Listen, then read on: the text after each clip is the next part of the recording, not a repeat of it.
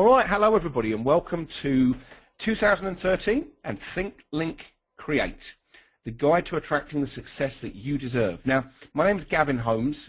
Most of you, I think, know who I am, but I'm more recognised really in the community as a trader than an investor. Now, I'm writing a book and I haven't yet published it. It was due to be launched in December, ironically on the day the world was supposed to end. But in fact, that's where we've got a new beginning, in fact, is what I believe.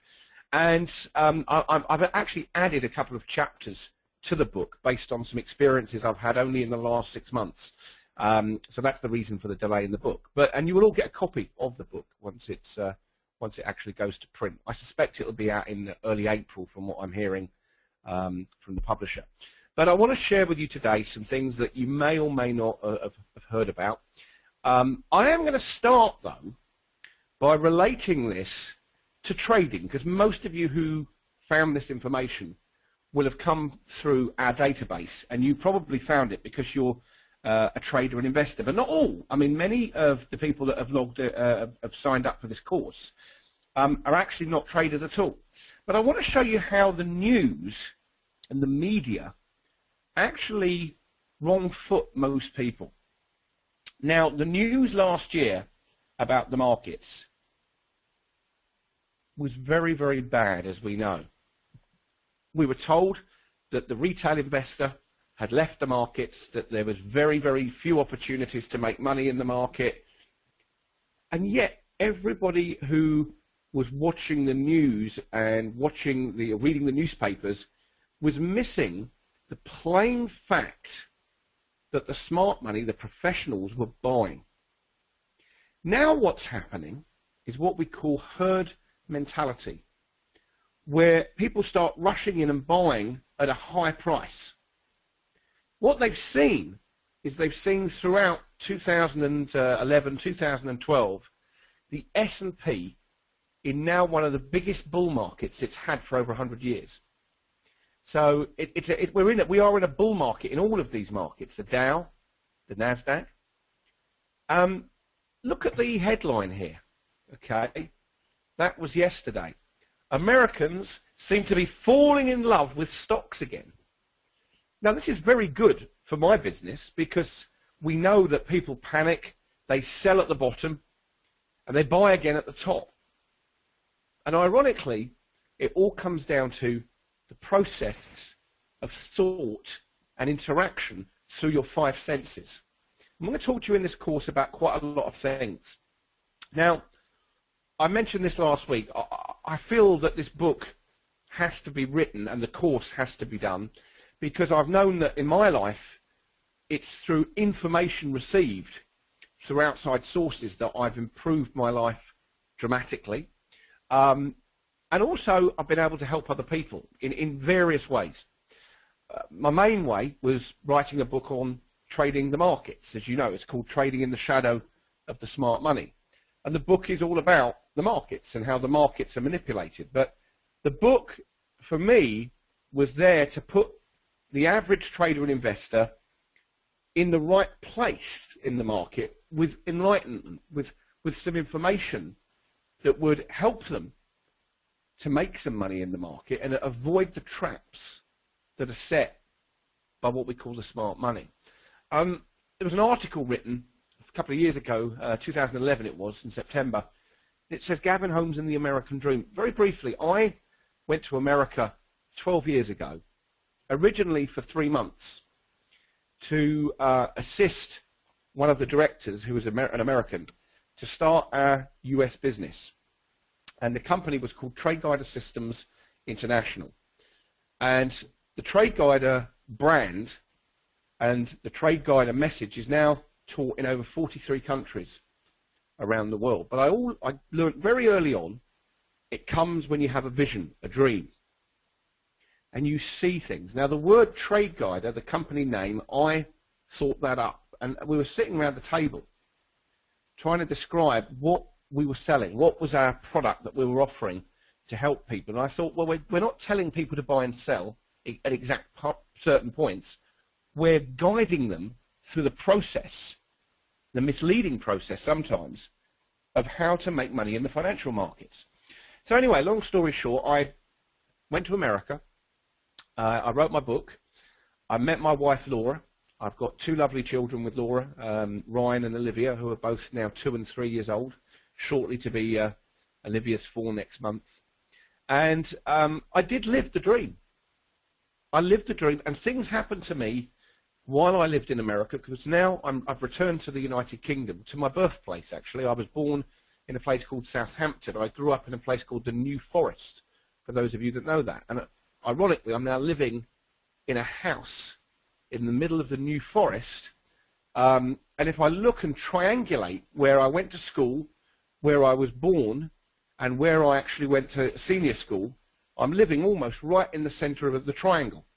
It's great, because I know I'm home, and I've got things to do while I'm here. My kids are going to go to the same school as I did, but certain things happened to me while I was in America that changed my whole view of what is life, what is a human being, why are we here. And one of the things I tried to do was, after a near-death experience, which was quite a changing moment in my life, I began to look for information. I began to search for information. And lo and behold, it's almost as if by magic, suddenly the information is provided. And it happens, some people refer to miracles. Well, some of the things that happened to me, I would have to say, were a miracle. And I look back at one of the books I first read. It was called The Secret by Rhonda Byrne. How many of you have heard of that book? Can you just type in yes or no? It's called The Secret by Rhonda Byrne, who's an Australian, who went through great turmoil in her life. Okay, it's a very good book. Okay, some people said they've read it. All right, Sean. Okay, well, it was a starting point for me, but it was exactly that. It was a starting point, but it certainly wasn't the end. It was the beginning of a search for knowledge. But it was during that time of my life that I wrote a plan for myself. Yeah, a plan about where I wanted to go in life, where I wanted to be, what I wanted to achieve. Because I'm a trader and an investor, I wrote a trading plan, but in that plan, I also put in there some things that I wanted to become. And I'm going to show you some of that plan today. We're not going to get into the trading side of it, but I'm going to show you some of the stuff that I wrote down in order to work out if I was on the right path. Now, I can absolutely assure you that life is like charting the stock market. Life is like charting the markets. It has its ups, it has its downs, it has its giant downs, it has its giant ups, and then it often goes sideways. But it's exactly like a chart. So I looked at that and thought to myself, well, why is it some days you have a really, really good day, everything slots into place, and other days things don't seem to work out? Or worse than that, you get into a depressed mode. You get into a negative mode, as I call it. I don't like the word depression, because depression is a clinical term, whereas I just look at people who've got into this situation in their life, and the universe. Gunnar made a good one. He said, except markets do not have an end.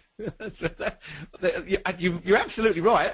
I don't think the markets are going to end in my lifetime, but you are right. Human beings, we do have a beginning and we do have an end. The markets have been trading for many, many, many years, and probably hundreds of years in the future they'll be trading as well. But yes, you're right. Good. It's a good observation. We definitely have a beginning. We have an end, and during that time, we go through our path. But the question I asked myself was, is there a purpose? And can you define that purpose? And in this course, I'm going to share with you how I defined my purpose and how that's come to be. It's come to pass that what I am and what I'm doing is a dream come true, really. I don't work for a living. And what I mean by that is I'm not dependent on a boss to pay me a fixed salary. I've made my own businesses not just one. I don't just own Trade Guide, I own several, through creating that.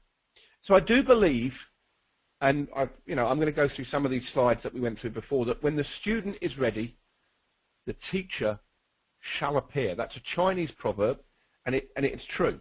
Because with me, when I've needed the right information and asked for it, as if by a miracle, you seem to suddenly get the information you need. Maybe that's why you're on this course.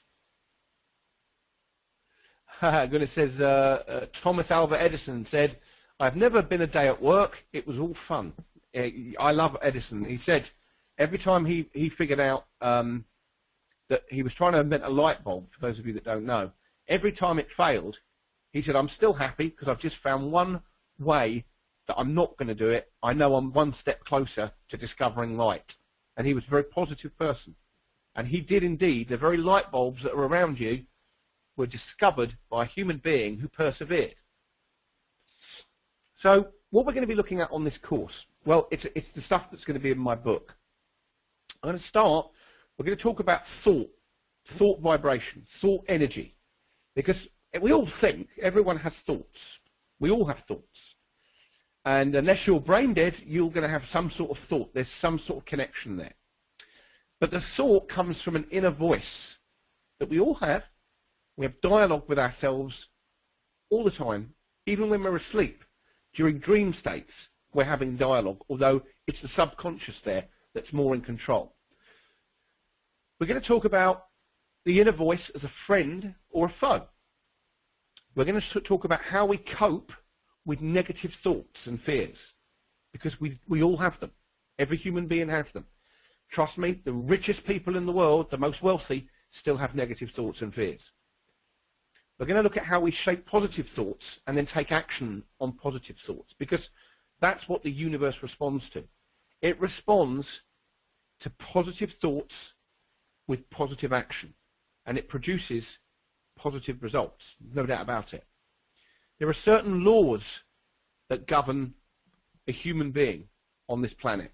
Most of you will know the law of gravity. You probably couldn't really explain it, but you know that you are a being that isn't floating off into space because something's holding you here. Science, at this moment in time, is getting closer and closer to discovering what actually human beings are. What are we made of? The good news is I believe we are all made of the same universal energy and the same chemicals and things that you can start getting into lots of medical detail. I'm not going to do that here. That's not the purpose of the course. But is there a science behind what I'm teaching? Yes. It's a proven science right now. It's a science where they're spending tens of millions of dollars to find out about what they call the God particle, or the particle that makes up everything. How many of you have heard of the Hadron Collider in Switzerland? How many of you heard about that experiment where they're banging together particles to find out what keeps everything together? Any of you heard about that? If not, in part 2 of the presentation, I'm going to share that with you. How many of you have not heard of the Hadron Collider in Switzerland? How many of you have not heard about this? Okay, so Gunnar saw it at the last session. Okay, Greg says he hasn't seen it at all. Yeah, okay. Well, it is in existence. You might want to do some study on it when we finish it later on. We're going to talk about the law of attraction. How many of you, yes or no, have heard somewhere, either from me or through other books, about the universal law of attraction? How many of you have heard about this? Gunnar says lots of places. Okay, so I'm not particularly surprised that most of you here are typing in yes. I'm not surprised at that, because that's why you're here, to learn a little bit about what that universal law is. I did not initially, when I read the book, believe that that is a universal law, but it is. Yeah, you know something, Gunnar, I sometimes don't apply the law of attraction every day. I slip. We all do. But we must always remember, like anything we do in life, practice makes perfect. And sometimes we attract things that we don't want. into our lives. But that is a universal law. The universe is abundant. It's nothing impossible. I read books going back 60, 70, 80 years where they said they'll never put a man on the moon. The famous comment from the head of IBM in the 1960s was, why on earth would a housewife want a computer in her kitchen? Ironically, one of Tom Williams's students is Rita Offen, who's a housewife with 3 kids who makes dinner and trades and takes trades from her kitchen, and then she's very good at it because she's very focused, and she makes a lot of money. She's very good. Yeah, Murray, like Tiger Woods, you saw the rise and fall of a great golfer, and you have to ask yourself, was he being punished? No. He made choices. This is the one thing we must learn that we were given. It's a blessing. Sometimes it's a curse as well. But we have been given choice to make decisions. Gunnar, you're right. Helps with emotional control during trading by kitchen distractions. Yeah. You're losing 10 points down in the Dow, and now you burnt all the milk. That's a distraction, all right. But no, she's very good at it. She's very good at it. She doesn't get too emotional. You're right. She's very good at that. But the universe is abundant, and we must understand that we are connected to the universe and to something bigger. I refer to it often as a higher power. I get a lot of people emailing me from different religions around the world who've heard my seminars, and they email me from their scriptures and say, Gavin, look, what you just said is in the Bible or in the Quran or in, I've had so many different emails. And I said, it is. I'm not teaching anything that isn't there already in the universe. It's already there. The information is available, but we all we gravitate to certain teachers at certain points in our lives. And hopefully there's a reason that you have all attended this course. And there's a reason that only you will know at the end of it, and how you apply what I teach you through this course will be, I hope, the making of you. I hope it's not just about money. I hope you're not here just to make more money, because there's a lot more to life than money. Goodness, destiny led us here. I believe so. Certainly destiny told me I had to do this course in January, and it's actually got a bigger sign-up than we did the one last year. So it's great. So I'm going to talk about, when we talk about the word impossible, it's a negative connotation. It means it's not possible. But I believe anything, if we can conceive it and we can believe it, we can receive it. Remember that. We conceive it, we then believe it, we receive it. You might want to write that down. It's a powerful statement. So your conceptual thought process. Hey, Lars, good to see you, my friend. Nice to see you. Now, there's a great example of a friend that I made through the universal law of attraction, if you want to call that. His name is Lars. He came down to see us a few weeks ago here in the New Forest. We had a great night. Lars is a student of Trade Guider, and has been studying volume spread analysis for a number of years now. And again, I believe that you meet people that are great people. What they say, birds of a feather flock together. That is very, very true. Nice people, good people attract good people. And Gunnar, you're right. If the mind can conceive it, it can achieve it. Napoleon Hill wrote that in the book Think and Grow Rich, which is a great book which I've also read. So to give greater understanding to the student the enormous power of the human being and its connection with the higher power, I believe, from my experience, we're all connected to something much bigger. That connection is what draws us together or pushes us apart, because we have laws of attraction and we also have a law of repulsion. Williams, one of his goals is to have a beer with me at the new pub. Well, let's see what happens. I haven't signed all the paperwork yet, and there's many reasons that that hasn't happened. But when it does, we'll have a pub in the New Forest, almost for sure. And I look forward to meeting you, William, definitely. To gain an understanding, just an understanding. Okay, no human being yet has all the knowledge that I'm aware of about what vibrational energy is. But it has an effect on both good and bad on your experiences in your life. And life is an experience, it's a journey. You know, I had to ask myself the question after my near-death experience. I had to say to myself, am I a material being in a spiritual world or a spiritual being in a material world? Lots of people never even get to the point in their life where they need to ask that question. But I did. And it got me thinking. And that's why I entitled my book, Think, Link, Create.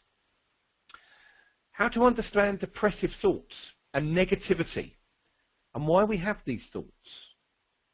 Because everyone does. We don't always have positive thoughts. Sometimes we have negative thoughts. The key is to act on the positive thoughts and remove the negative thoughts, or at least to acknowledge they're there and then turn them into a positive. It takes work. It takes a bit of time, but it can be done. To explain the universal power laws and how these form our life and how the law of attraction fits in with those laws. I learned this next one. It's the most important one. You must keep an open mind. You must keep an open mind. Because I originally, when I found this information, was very close-minded because I'm a former policeman. And so any thoughts of anything out of my comfort zone meant I just shut off and say, what a load of rubbish. A lot of human beings will call everything we talk about here a load of rubbish because they're close-minded. There's nothing wrong with them. Sometimes there is, but I've met a lot of close-minded people. Most people in this day and age, in 2013, are becoming much more open-minded because they want to have a great life. They want to enjoy their being here. And that's what it is all about. It's about enjoying all the wonderful things that we have got. Yeah, okay. Good, I'll read out. In near-death experiences, one sees his whole life as a flash of light. Read in a book and heard from a friend who has missed an accident in seconds with a huge truck in the snow. There are many different reports, Gunnar, of what people experience in a near-death. Mine was nothing like that at all, I can just tell you. It was a lot slower, and it was a lot more reflective, to the point that when I did come out of my coma, I was actually completely aware of where I'd been throughout that period of it was 24 hours. So I didn't have this sudden flash, but I have heard that people who've been near an accident or have been very lucky have had things like that happen. Tom Williams is very private, but he's allowed me to tell this story, and he wouldn't lie about this because Tom's a very honest man. He told me the story of his mother who was in Australia, and she was walking on the beach, and she sat on a rock to take a rest and enjoy the view. And suddenly she heard singing very, very close to her.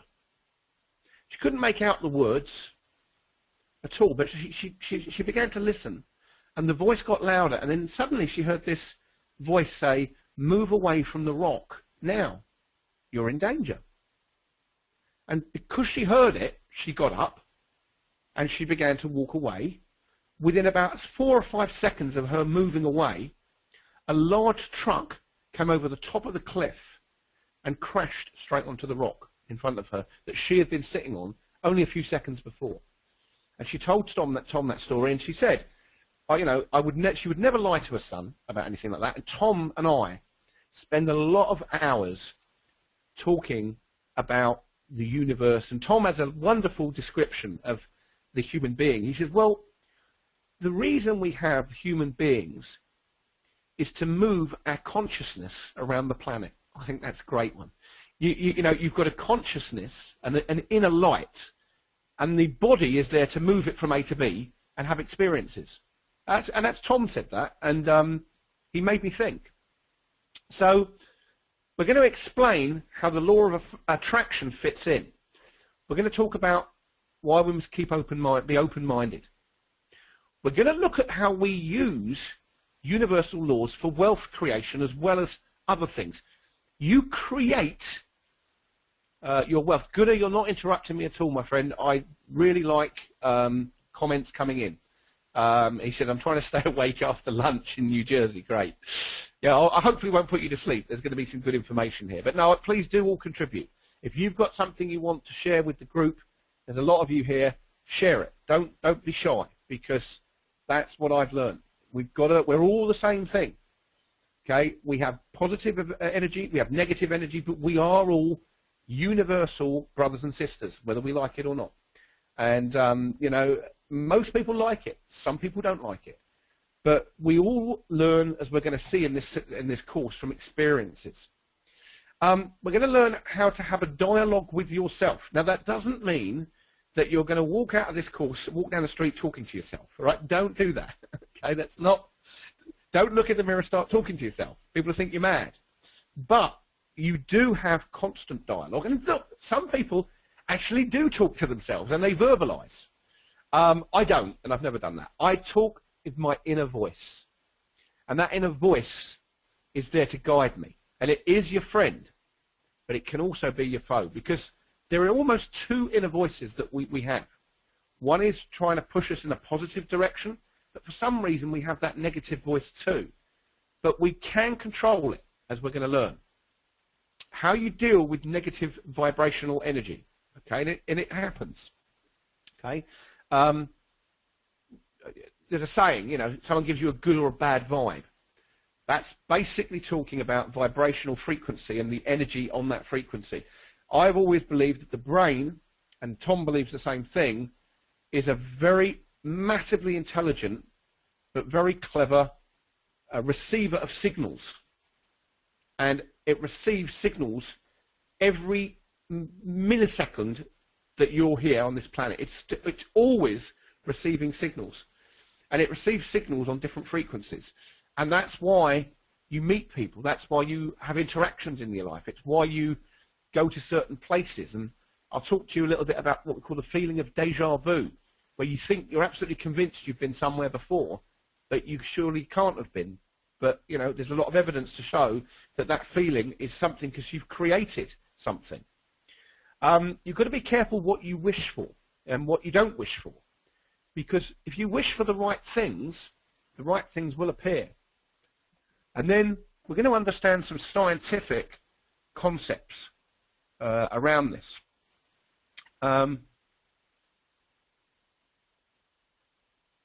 Yeah, Doug, I like that. Oftentimes the voice that tells you to do X and then yells at you afterwards if things don't work out. Yeah, that's right. You make a decision. You see, life is a series of decisions. We all make decisions, don't we? We don't always get them all right, but I always believe when we make a decision that doesn't work out, it's what we call a lesson. It's not a mistake. That's how I've learned to deal with things. It's not a mistake. It's a lesson. Everything you do is there to teach you for the future, so you make better decisions. Yeah, you may be right, Gunnar. He says, I remember we only age because of continuous sensory input and then the process of processing that information. Yeah, absolutely. So we're going to talk about our belief systems based on experience from future judgments and expectations that form, rather, your future judgments. So your belief system has been created since birth. Kids are like sponges. I'm always amazed when I look at my young daughter, Olivia. And I've never encouraged her to be a dancer. But my mum was a dancer, a professional dancer. She was with the Television Toppers, and which is was a big dance troupe here in the United Kingdom. She went to Paris. She worked with the likes of Shirley Bassey, for those of you who know Shirley Bassey.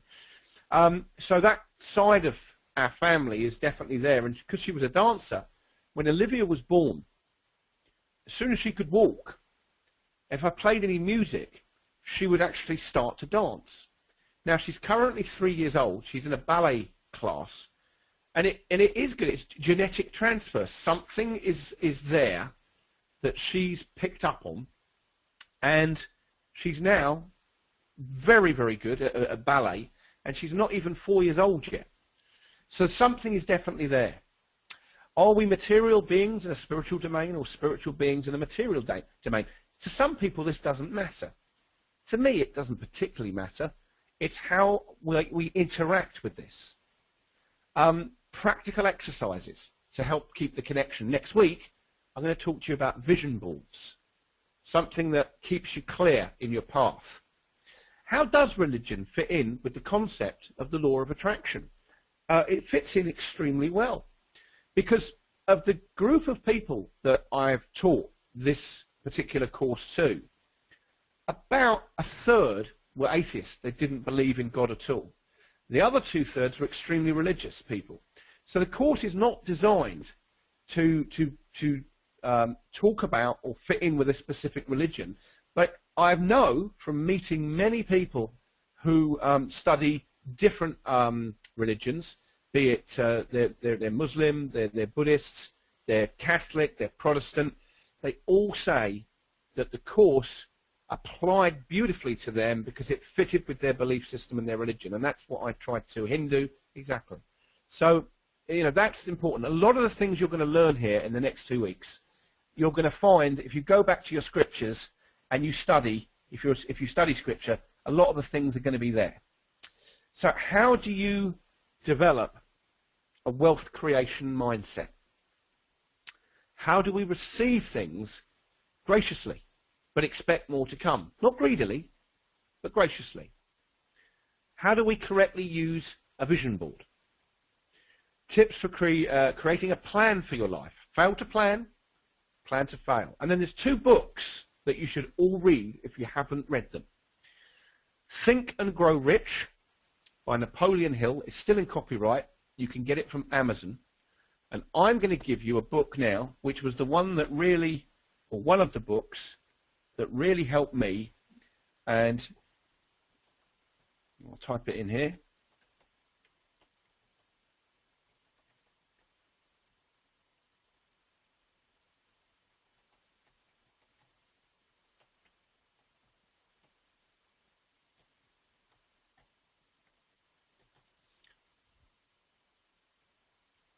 Right, I'm going to send that to you now. Can you tell me if this, if you can see this?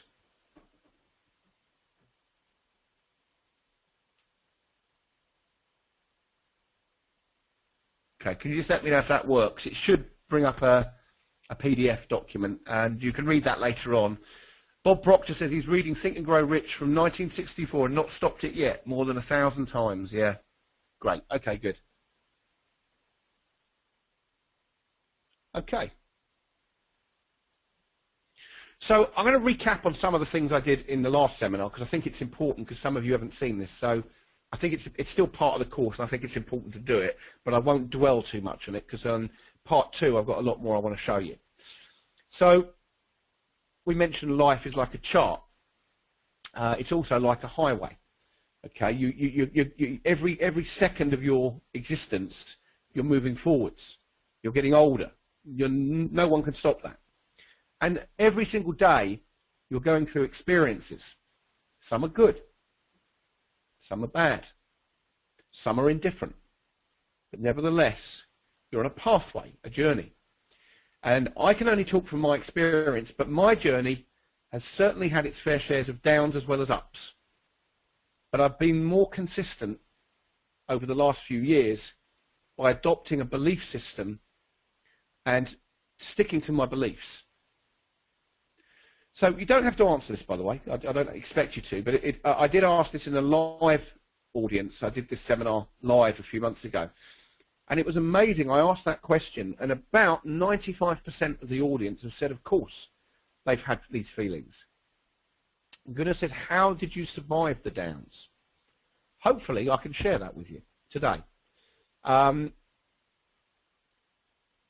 think, Gunnar, the way I survived them, and survive is a probably very good word, was I began to learn more about life. And I began to learn that life is a gift and that we've got a lot of things every day to be grateful for. And then I realized that the times when I was down or negative things were happening is because I was allowing them to happen, and actually I wasn't learning the lesson from them.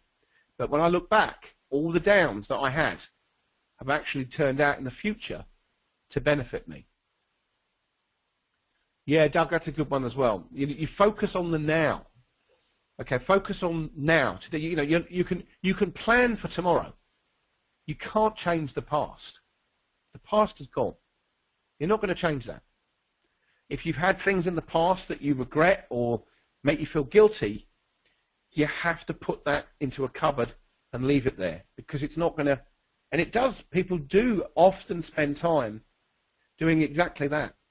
They live life regretting things. Yeah? Yeah, you cannot clap your hands in the past or the future. You can only do it right now. That's exactly right. Enjoy the now. There's a great book, by the way, called The Power of Now by Eckhart Tolle. How many of you have read that book? Anyone? The Power of Now.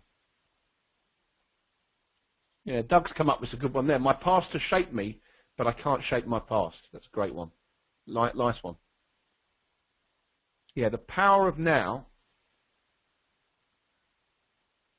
Yeah, it is a bit deep. Yeah, it is good. It is difficult to sometimes understand where he's going, but he is right. You live in the now, and you plan for a positive future. And I'm going to show you in this course how we do that. But remember, unfortunately, you crash. It's like driving a car. So, again, I'm going to talk about the media, and we're going to talk here about just how the media influence what we think and what we do. You know, I'm a chartist. I chart data. That's my skill set. I chart the financial markets. And very early on, I met Tom Williams, and we sat down and he began to teach me about trading. What is so difficult for many people that trade the markets to understand is everything that you do when you're trading, if you want to make money, is counterintuitive to you. Give you an example. If you saw that headline and you just saw the S&P going up through 1500, you want to think that you're now going to get into this market. But why would people buy high? See, the professional money bought the market when the news was at its very worst, because they understand, and they understand the game. They understand economic cycles. They understand that human beings are very visual, and they hear things. And so, with our eyes and our ears, we're bombarded with information. Now, there's an index in the stock market called the VIX. How many of you have heard of that? The VIX index, VIX. How many of you have heard of that? The VIX.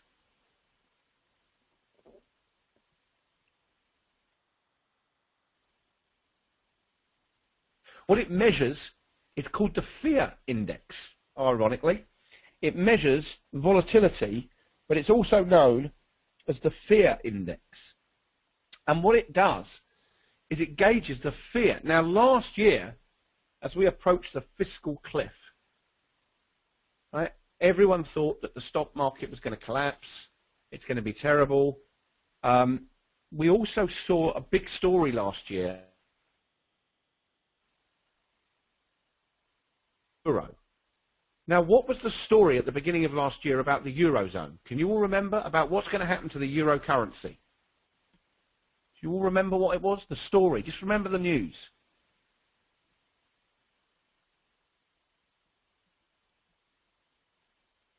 Yeah. It was going to disappear. That's right, Doug. Yeah. It was going to disappear. The euro was collapsing in price. But now, if you look at a chart of the euro, it's actually gone up and made a massive new high. And you know why?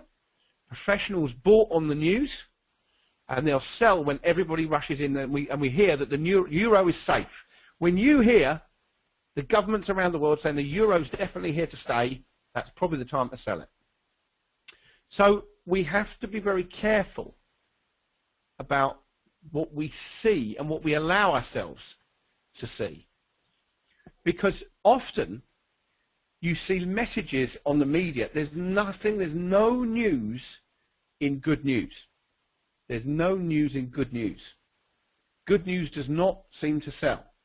I'll give you an example of that. Here in England, there's a program called Radio 5 Live. And a few years ago, they did a study. And instead of reporting any bad news, they asked everybody to call in with stories of great news, like a birth or a marriage or something. Well, for the whole of the 4-hour program, even the presenters were on a really big high. It was such a great program to listen to. And at 5 p.m., when they had to end it, they came back on and said, well, we're going to go down to the news. And immediately, it was a story of war. And unfortunately, we are bombarded with that type of information. And it does make us feel fearful. But I'm going to show you why you don't need to be in fear. Because are you in control of your world, or is the world controlling you? We all have power. We all are powerful.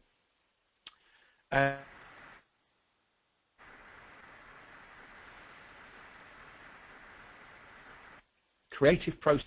Enjoy that creative process.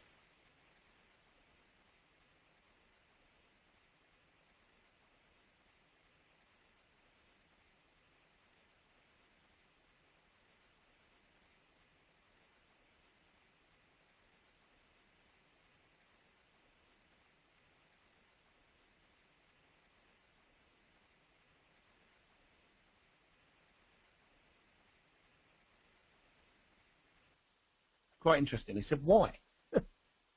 Why? Which is interesting. Okay, someone's saying the audio's gone. Let's just have a quick look. No? Can you all hear me now? Okay. Yeah, the internet occasionally dips out. Just be patient. It's usually pretty good. But occasionally, yeah, the audio will dip out just a little bit. That's the only trouble when you're dealing with the internet. It sometimes does that. So we do have a crash, meaning that in life we have the ups and we have the downs. It's how you deal with the downs is the key to it. Now, in the last decade, there has been a massive amount of people taking antidepressant pills to change their mood. Now, ironically, when I studied that, and I looked at some of my friends who were taking antidepressants, I said, what is the problems that caused you to feel the way you feel? And some of them would explain it was a divorce, or it was this, or it was whatever. So I said, did the pill get rid of the problem? And they said, no. So I said, exactly. So the pill hasn't solved the problem for you. It's still there. And the antidepressant, does it make you feel better? And in some cases they said, well, yes, but I still worry. Now, you're right, Gunnar. Thoughts. When you have an issue or a problem, you have to think through it and think about the best outcome that you want. My mum used to take, a long time ago now, antidepressants, and I used to watch her, and I learnt a lot from my mum. I love her to pieces, but she would always worry. And she always would say to me, even today sometimes, she still says it, she watches CNN. You ring her up, you say, hi Mum, how are you? She said, oh, isn't the world a terrible place? And I say, Mum, if you see the world as a terrible place, then it's the world that you're living in. It's a terrible place. I said, but you never see all the wonderful things that people do for each other and all the happy people out there. So all you're seeing is all this negativity. But I remember saying to my mum that I'm going to write this book on how thoughts affect outcomes, and how thoughts with positive action absolutely do influence the future. You can't influence your past. someone said earlier, it shapes you. It definitely has shaped you. But you can influence your future, and you can influence it, as I'm about to show you, by just very simply spending some time thinking, and thinking deeply. I'm not talking about running around doing the washing up and thinking, because all the time, your brain and your mind is chattering away at you. There's got to be some times when you stop the chattering and begin to focus. Now, some people use meditation techniques, which I'll talk about. I tend to use just a straightforward relaxation technique.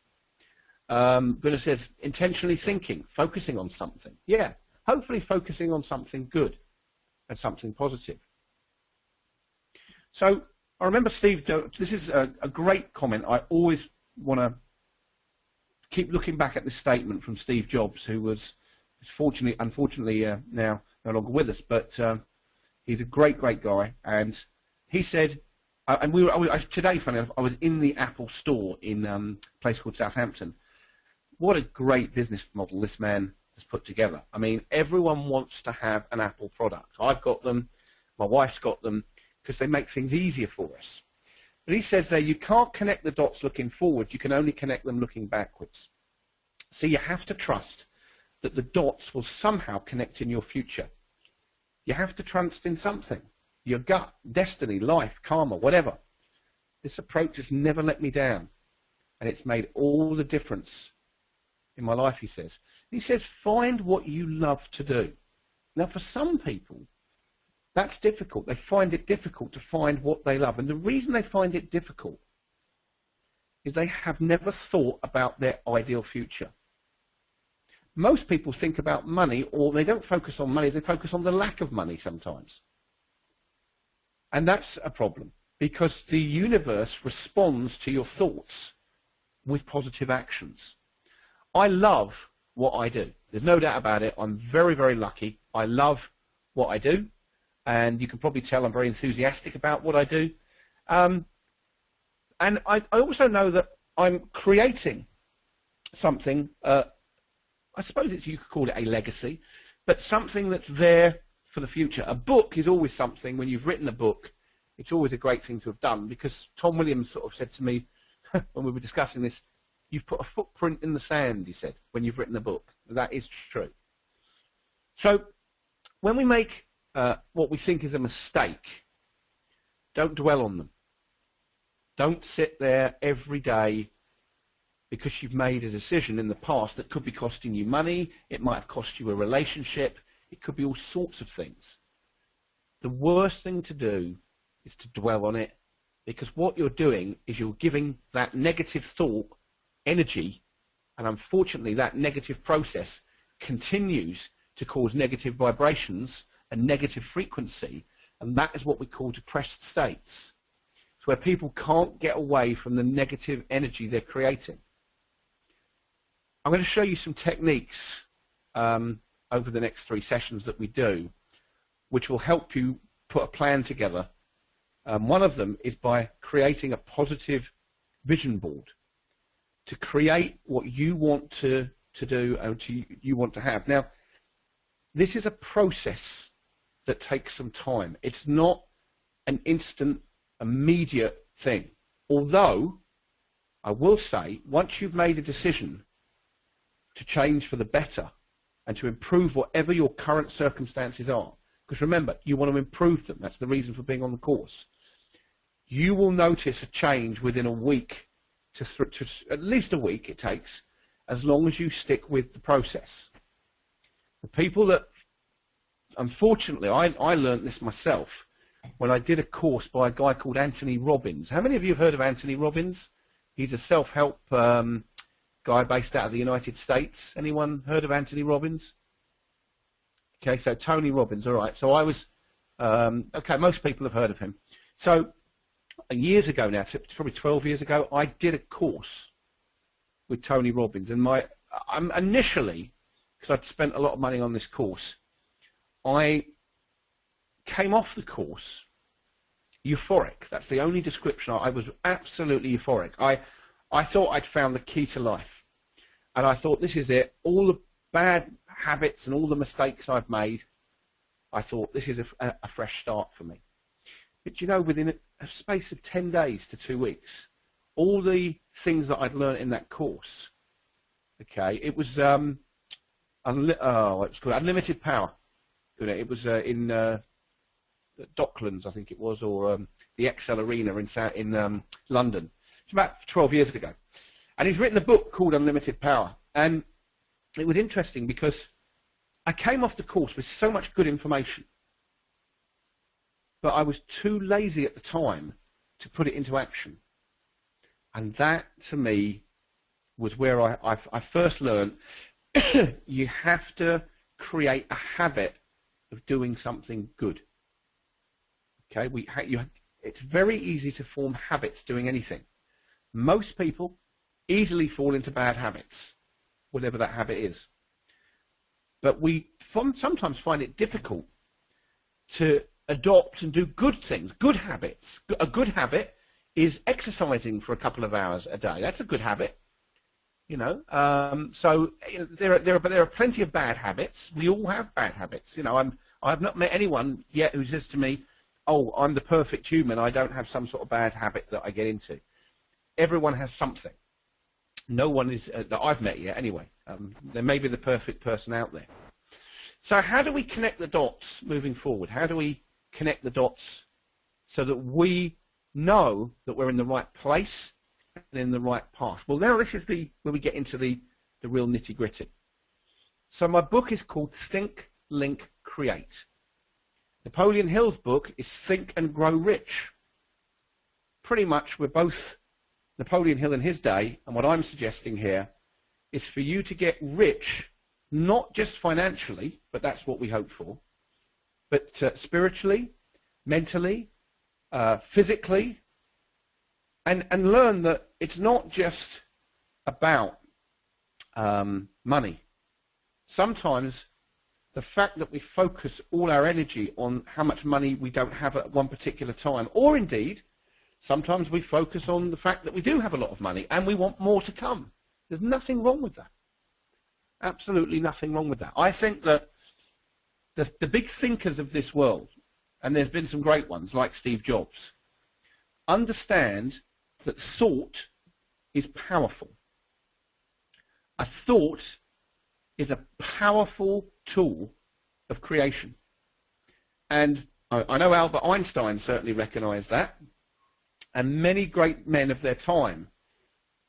You can read all the books by Napoleon Hill. That's a great, some great books have recognized that everything starts with a thought.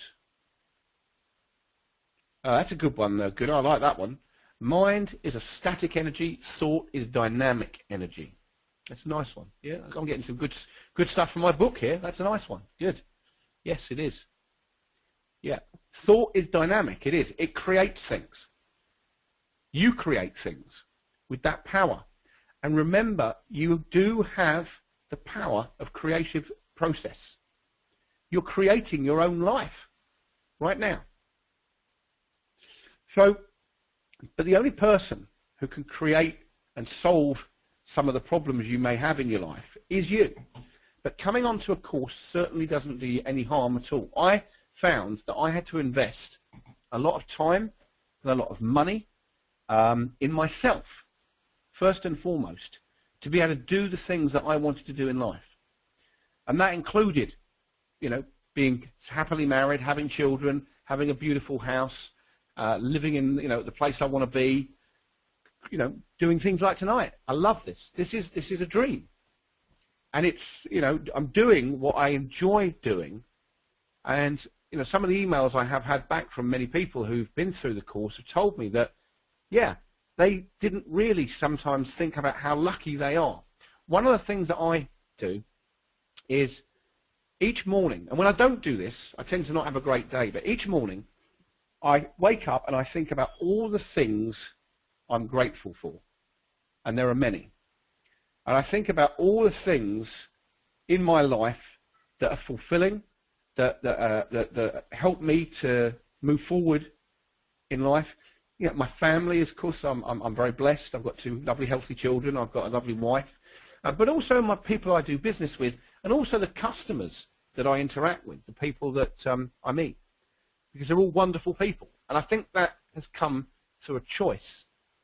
But all the things that people want to create a happy life, wealth, power, health, happiness, and fulfillment, depend on the one person that helps create that, and that is you. You are the creator.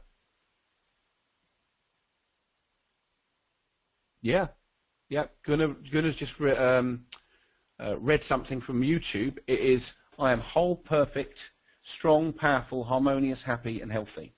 And it's an everyday, an affirmation. Well, we're going to come to affirmations in a minute. We're definitely going to come to that. And we'll talk about why affirmations work. But I want to say to you now, this is important. You do hold the key. And you are powerful. And you've got to believe it.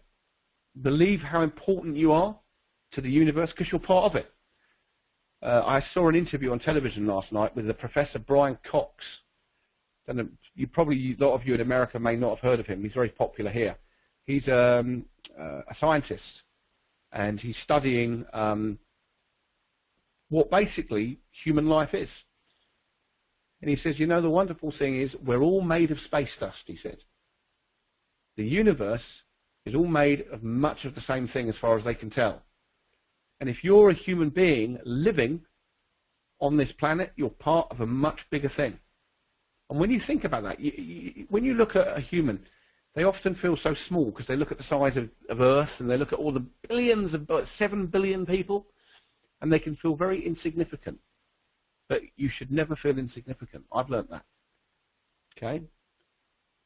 You know, you are significant, and you are important, and you have a place and a purpose. There's a great book written by, I can't remember who wrote this now, but I think it was Rick Warren, A Purpose-Driven Life. It was religious because he was a religious teacher, but it was a very good book. And it made me, when I read that book, I read the book. It was a very good book. And it talks about some of the things I'm saying here in this course, about believing in yourself and believing in your human ability to do anything that you want to do. Now, it's interesting. Some of the people on this course, I happen to know a few of you. I've met a couple of you. I know you're very wealthy.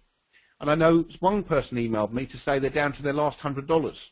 And this course was, you know, pretty much their last thing they were going to do because they really, really were feeling desperate. Well, let me tell you, wherever you are in your world, the good news is you can press the reset button right now, right here, and say stop. All the negative stuff, stop. It stops here. It's time to move forward. And you can do that because the past has gone. The past has gone. Yeah, that's a good one as well. William says, so often times it happens that we live our life in chains and we never ever knew we had the key. That was lyrics from a song. That is true. You always have the key because you are a universal being. You are part of a bigger picture. And you're important. And, you know, yeah, you're right. You can change at any time, even if you're 17 or 70. You can make changes, absolutely, definitely. You know, if something isn't going right for you now in your life, if something isn't working, if something is causing you pain, be it physical, mental, whatever, it can be changed. You have to make a conscious decision to do it. You have to think it through. You have to ask the universe to help you. And then you expect to receive, and you will receive it. You will receive it. You just link, and we'll talk about how we do that. So, thinking with clarity. What is clarity?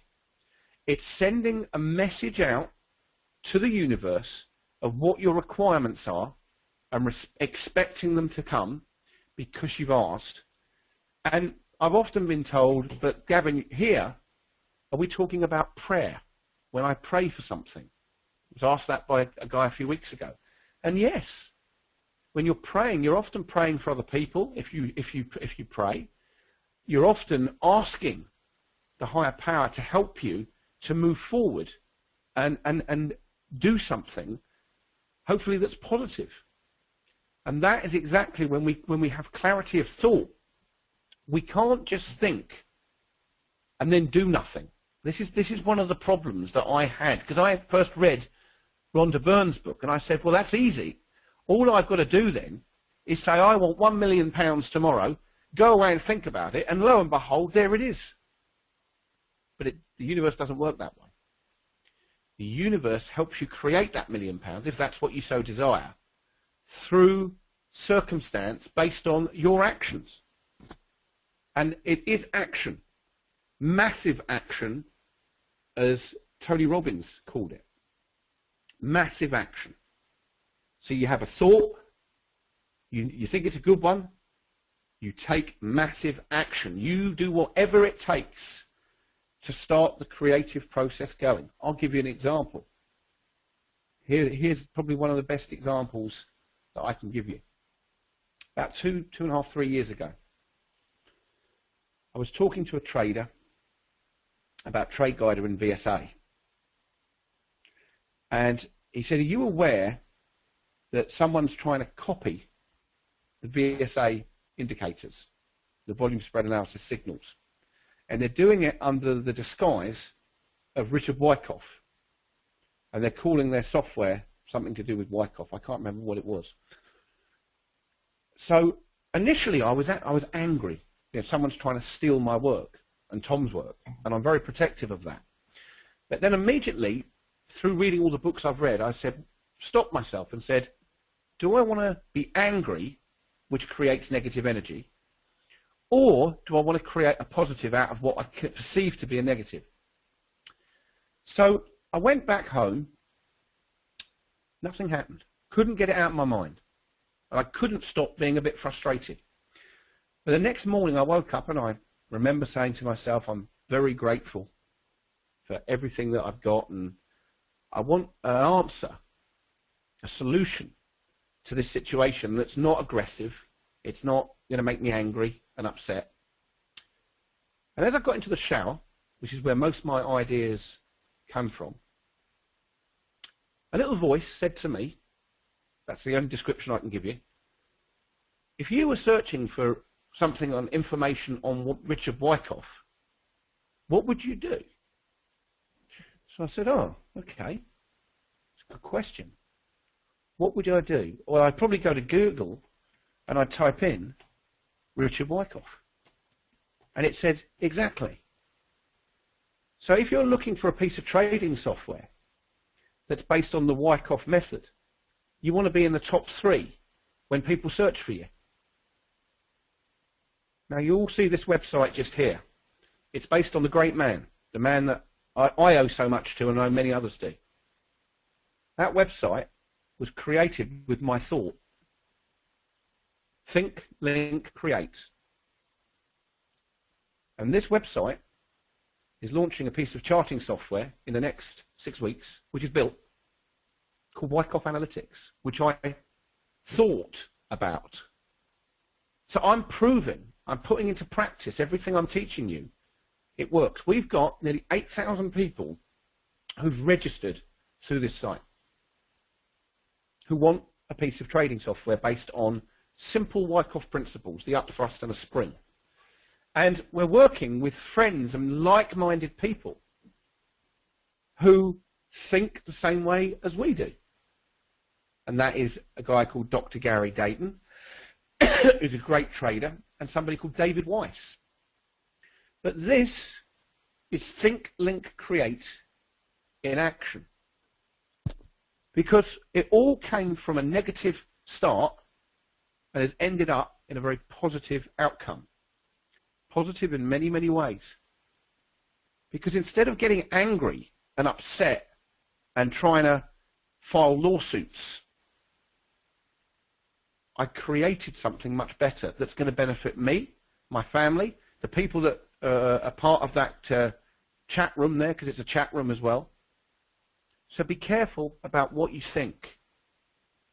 And rest assured, everything I'm teaching you, I've used myself for my benefit.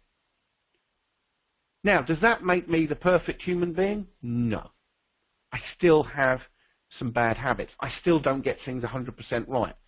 I still have faults. We all do. But I do know how to be creative. And perfection is a moving target. It certainly is that. I don't expect to be perfect. But when I speak to Tom Williams, that's funny. I speak to Tom, and he says, well, I'm not perfect. He said, but as close a human being as you'll ever get to it, he says to me. And he's never wrong, by the way. So remember, you know, I had this article written about me. It says, living the dream. But in order to live the dream, you've got to understand what you really want. And what do you really want? Just stop for a minute right now and take this moment to ask yourself, what right now would you really want to happen in the next few weeks and months that would make a substantial difference to your life? And write it down. Write down just one thing that would positively affect you and the people around you. Can be anything. An Aston Martin now. Write it down, Gunnar. Don't be very careful there. If you want that, you can create that. And don't think I'm being silly there. The guy that taught me some of this, his name is Paul Avins, a friend of mine. He visualizes certain things, and a year later, he wanted a specific house he moved in 2 weeks ago. He got it. So the power of thought and visualization is what unlocks the human being. So write down, don't have to type it in here, just write it down for yourself. Just one thing that would make a big difference. Yep. Yeah, he says Joe Ashraf from The Secret got his dream house through vision boarding. Yeah. Well, we'll talk about vision boards next week. I'm not going to spend any time this week. So he is a billionaire. That's right. So know what you want and think through what you want carefully. Now, how many of you here have a life plan, a trading plan, or a mission statement for your life? Yes or no? How many of you have got a written, specific plan, either for your trading, for your life in general, and you've actually committed to writing? How many of you have actually committed anything to writing? Please do type in. I need everybody to type this in because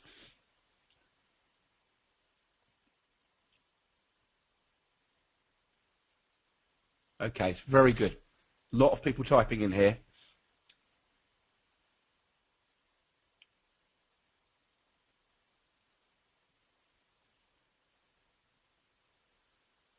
Okay, very, very interesting this. Very interesting. All right, so basically it looks like only a third of you who answered that have got any sort of written trading plan or life plan or anything. Okay, the other 2/3 haven't got any. Pamela says she started many times but not completed. That's very, very common. One of the things that tends to happen, and Pamela, I'm going to urge you to do this after this course.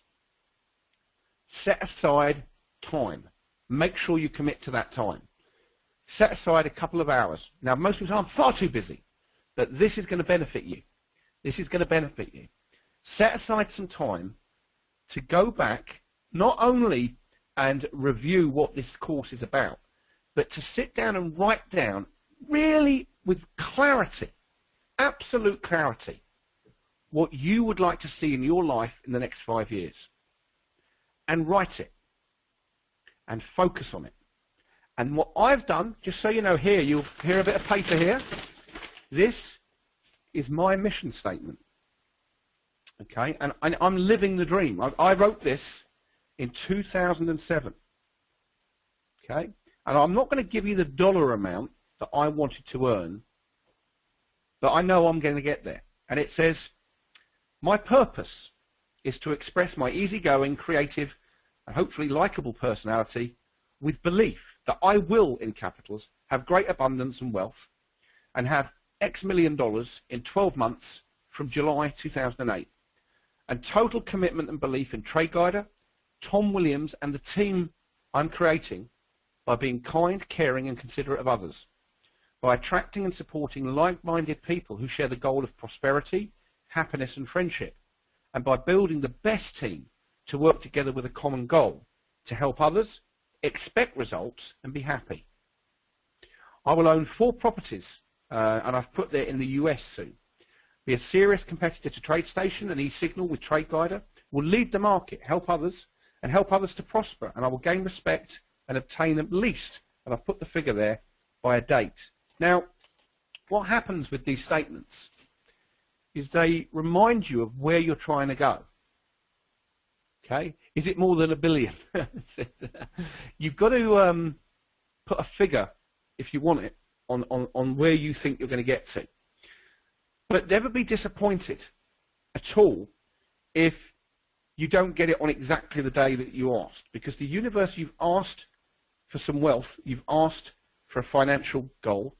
I've also, in my plan, which I'm going to read to you now, define that in a bit more detail. Now, this is a trading plan, but I'm not going to talk today about the trading side of it at all. But you can get a copy of this plan by emailing ken@tradeguider.com, who's a great guy, by the way, that works with us. I don't think he's in the room. I don't know if he is, actually. Ken, are you here?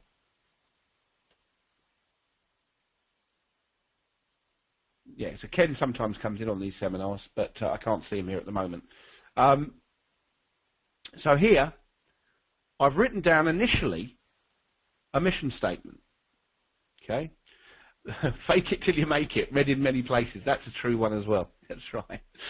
But I've written here, before I even get into my trading plan, some of the things that have helped me visualize who I want to be as an individual. And I hope this helps you, and you can get a copy of this. It is pretty personal to me, but people that come on these courses, I share it with because I hope you can take some of this for yourself. One thing that I also learned as a human being is that, as Tony Robbins said, if someone is doing something really well and making a lot of money, look at how they've done it and try to mirror some of their behavior, and guess what? You'll get some of the things they're getting. It's called mirroring. Now here, I've said my purpose. My purpose is to empower my fellow traders and investors with the knowledge, belief, and confidence instilled in me by the master Tom Williams. I want all who connect with me to be consistently profitable in the markets, be happy, and to help others know the truth about the markets, the herd, and the smart money.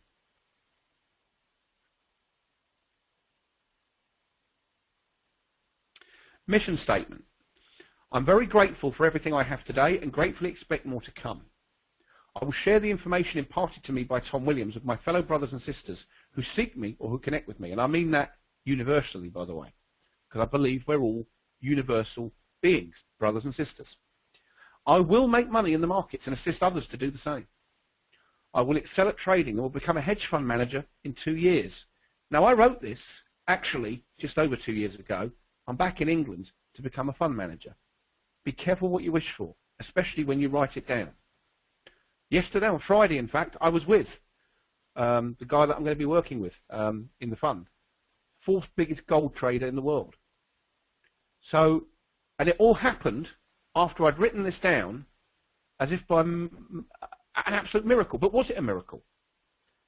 Well, I don't think it was, because my business partner was out and met a gentleman who connected him with the guy that we now are working with.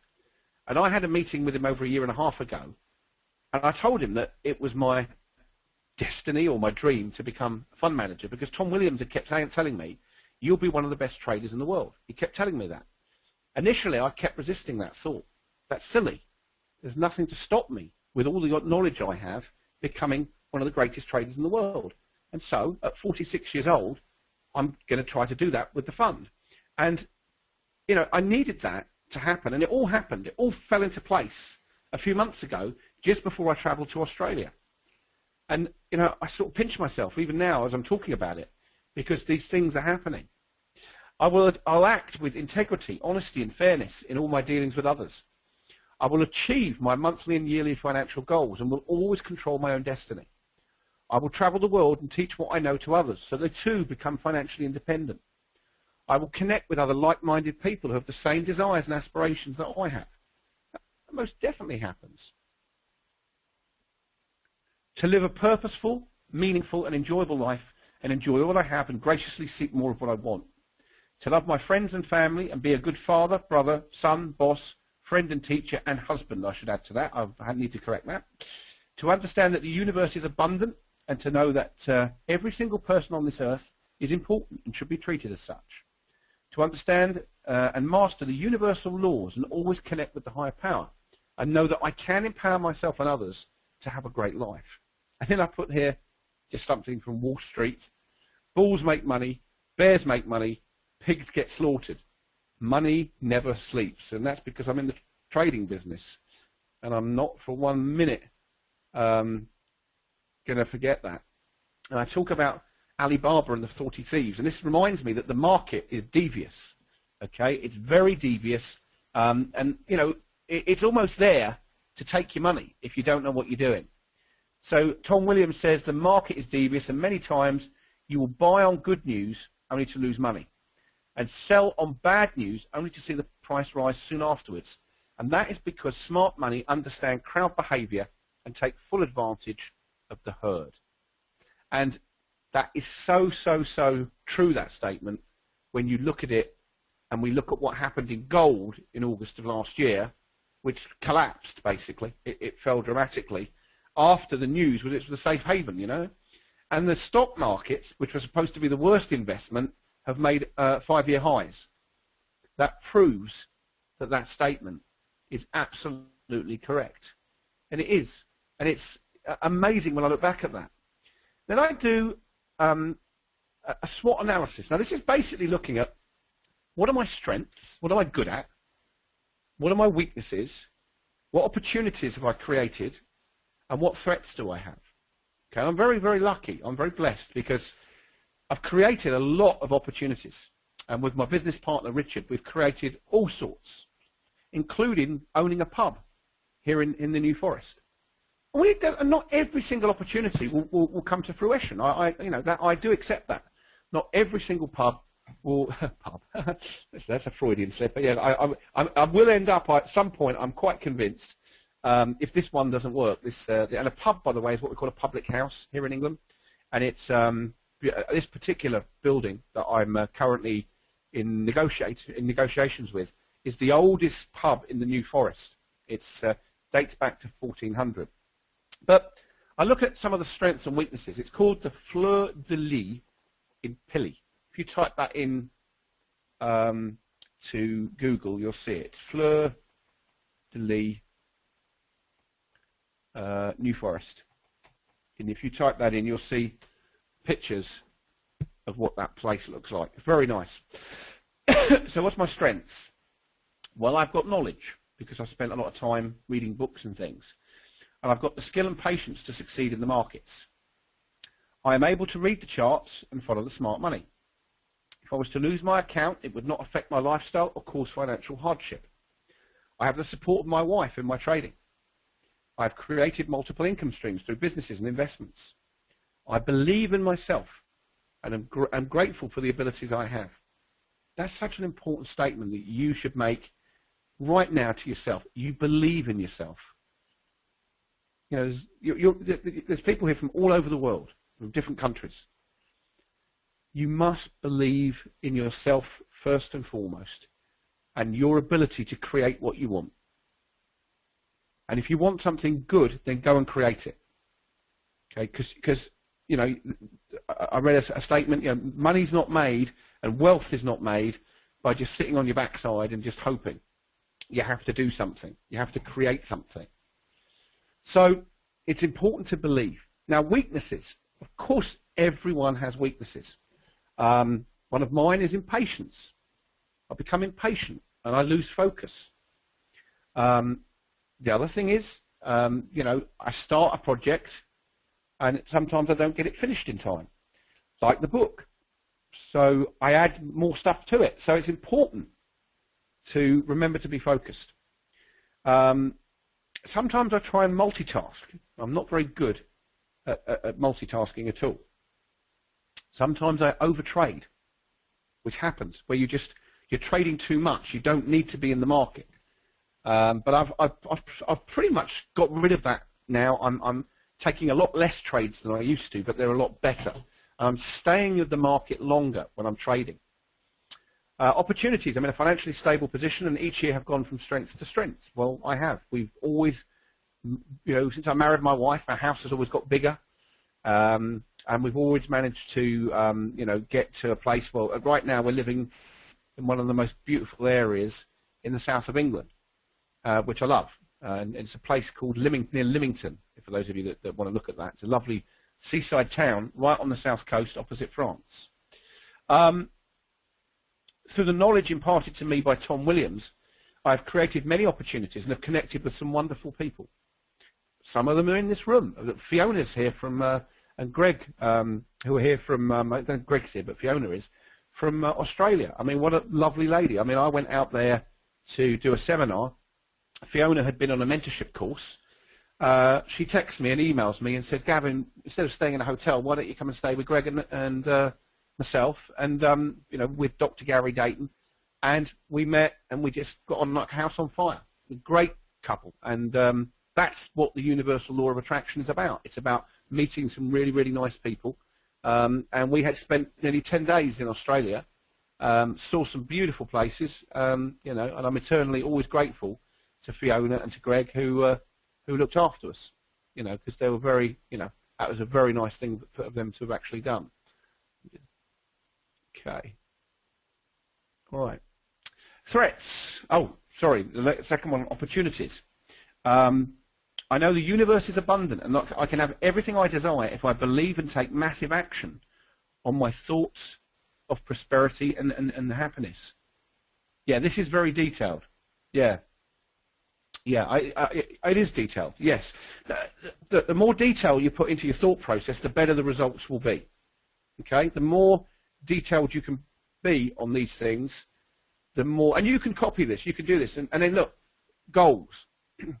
So even in here, I've got my personal goals and my trading goals. Personal, to live a purpose-driven life and meet other great people who have the same desires and aspirations that I have. To have a great relationship with my wife Laura and all my children, family, and all my friends. To empower all who connect with me so that they may truly understand how precious life is and to enjoy every moment. Trading. So again, I've detailed this into my profession. To become one of the best traders and fund managers in the world. To build an automated VSA trading system that does not rely on human decision making. That's in the process of being done as we speak. To open, trade and manage an institutional hedge fund. To improve upon the current version of TradeGuider and build an institutional trading platform called TradeGuider Professional. To clearly identify VSA principles when markets are being manipulated and post YouTube videos in advance of the move to warn the uninformed traders and investors. Well, that I've been doing now for many, probably 5 years. And I think the channel, if I recall, has had some sort of 800,000 views. To improve my returns on my accounts each year. Yeah, that's a good one, Gunnar. To give the law of increase to everyone who comes in touch with me. Yeah. Now, the rest of this trading plan here is all about which markets I trade, what time frames I trade. If you're a trader, and some of you aren't, I'll be happy to share that with you. No problem at all. So we're going to take a break here in about 5 minutes. So let's take a break now. And we're going to come back and we're going to talk about why I put this into writing and what you've just seen. And we're going to talk about, we're going to finish, and we're going to go into a bit more detail. I'm spending time on this, and the reason it's important to review this, even though I did this in the last seminar, is that there's some other information I want to impart to you, which links into this. And then we're going to go into a lot more detail next week on actually creating a plan for yourself, something that you can go away with immediately and make changes. You can go away with something today, but by next Saturday's session, I want this all to have fallen into place, and there'll be a lot more stuff that you're going to go through. Remember, if you've got any questions at all, you can either email me, okay, if there's any questions that you're not sure of, gavinh@tradeguider.com is my email address if you prefer to email me. And just give me a bit of time to get back to you, because I do get a hell of a lot of emails. GavinH@TradeGuider.com. There you go. And I will then, let's come back here at 4:45 Chicago time, which is right there. So let's all go and have a cup of tea, and I hope you're enjoying this. See you back here in 20 minutes.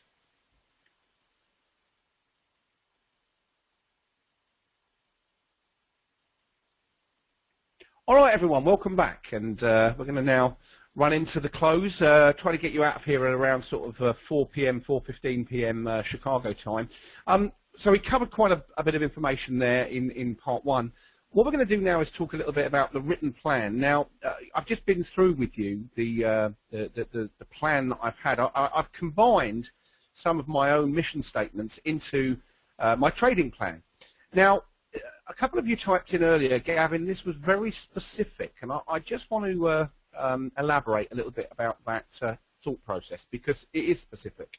Now, when you commit something that you want to do into a written plan, it allows you to focus on that plan. Now, what tends to happen in everyday life is we often drift away from something that we should do, or we do many things at once. We're trying to multitask, we get phone calls, we get off our track. One of the things that helped me greatly, and I think and strongly suggest you should do this as well, is to take at least 15 to 30 minutes of your day. Sometimes people do this in the morning, some people do this at the end of the day. But take time for you and for yourself. Take time to think.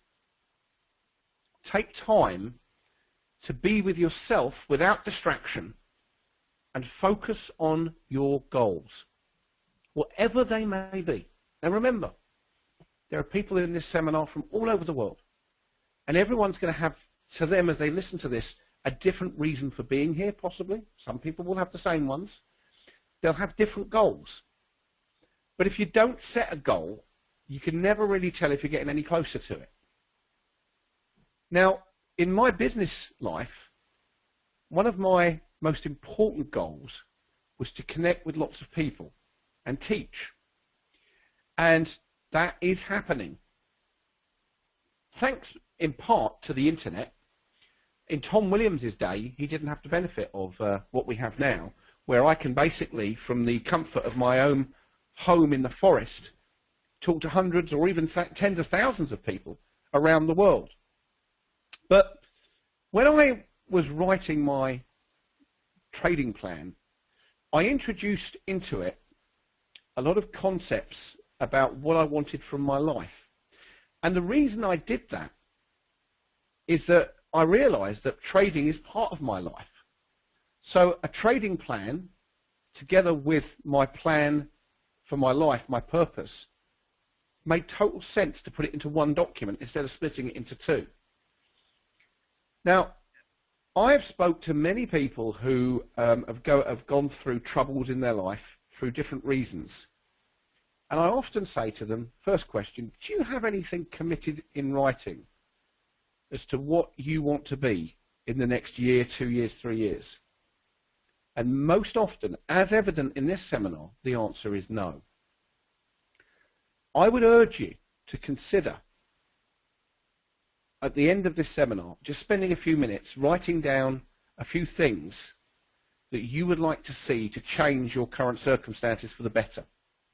You've already, I hope, written one thing down. That's a good start. It's giving you clarity of thought now.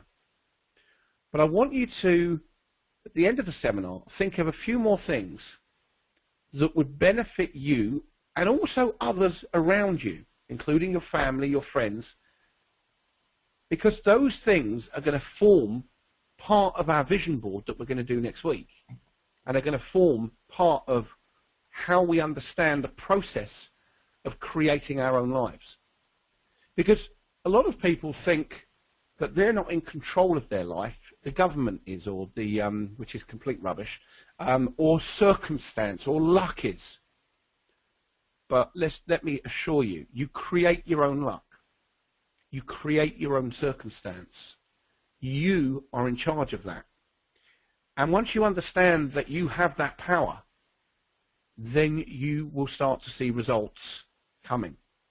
And they come at different frequencies, but you will know when you have used the law of attraction correctly, because you'll get a feeling, which will be a feeling of almost elation, because I've been there many times, where you know something that you have created has materialized, or what we call manifested.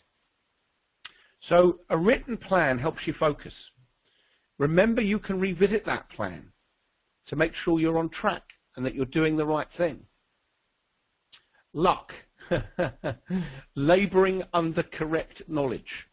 That's probably another. I'm getting some really good information in this webinar on the for my next book. Actually, you've given me 2 or 3 good ideas, some of you in here, for the chapter that I'm currently or want to write on the subject of luck. Because you're right. You create. Have you ever heard the saying? You create your own luck. You do. You create luck. Yeah, but you create it through knowledge. You create it through action, and you create it through belief. So fail to plan, plan to fail. It's important to have a plan. All good businesses have a business plan. Why should you in your life not have a plan with goals attached to them? Now, I'm not going to spend a lot of time on this, but next week we're going to actually create a typical vision board. And this is a board where you're putting into place things that you want to do, okay? And you're putting it into something that you can look at on a regular basis and make things happen. Luck is where opportunity and hard work meet, says William. Yep. Yep. I totally agree with that. You see here, one particular vision board that I saw here was just a simple statement. A look at something material, because we're in a material world, that this particular individual wanted. Okay, and then put it into context with some of the other things around the things that he wanted to achieve. This is a lot more using words than, it's got some images, but we'll talk next week about, yes, I believe that is a Ferrari. Yeah, it is. Yeah. So some of the things that I've used, and I think maybe you can use to start your thought process, okay, is remember, clear your mind, get to a quiet place, focus in on your breathing pattern, inhaling and exhaling slowly and deeply. Write down some things that you're grateful for. Think about anything or things that you're grateful for. Go back in time and think of a moment that you have great joy and happiness. Then as you visualize this in your mind's eye, become aware of the way you are feeling. Now that's a very easy thing to do. Close your eyes now. Just try this. Just close your eyes and go back and think of just one thing, one moment that made you really happy. I'm just thinking at the moment of the birth of Olivia, my daughter. It was the most amazing feeling. I was there. Everything had gone to plan. We had a cesarean section, but that was expected. And I remember holding my daughter for the first time. Think about how great you feel, how wonderful that is. Okay? And focus in on that feeling. Because that's what it feels when you're using law of attraction to get something good happen in your life. Remember, you are always attracting, whether you like it or not. Sometimes good, sometimes bad. You're always attracting situations. Okay? And if you've had a few bad ones, it's possibly because your thought process isn't in alignment with where you want to be. So picture the future in your mind of where you want to be, how you want to be feeling, and what your ideal situation would be. If you have something going on in your life now that's negative, it's vital not to give this negative energy or attention, as we will see. We don't want to focus on the bad. Too many people who are going through depression or negative stuff give it a lot of attention. They talk about it. They discuss it. They tell themselves how bad they're feeling. They don't focus on the great things that are around them. And it can be tough for people to unlearn that habit. It's a learned habit. And, you know, when I first came across this, I didn't initially think that thoughts were important. I just thought there was something that happened to us. Until I went to this Tony Robbins conference. And in it, what he did was he took a girl in the audience who was anorexic at the time, and she was very, very depressed. And she obviously wasn't eating. She was, or if she did eat, you know, it's a proper disease. But he wanted to show us that she was living the disease, meaning that every time anyone talked to her, they were focusing on the negative side. They were focusing on the fact that she had this disease. And she then got a lot of attention through that. But what he wanted to prove to the audience, and he did it in a very powerful way, was he asked her to close her eyes and think of a moment where she was happy, where she didn't have this disease.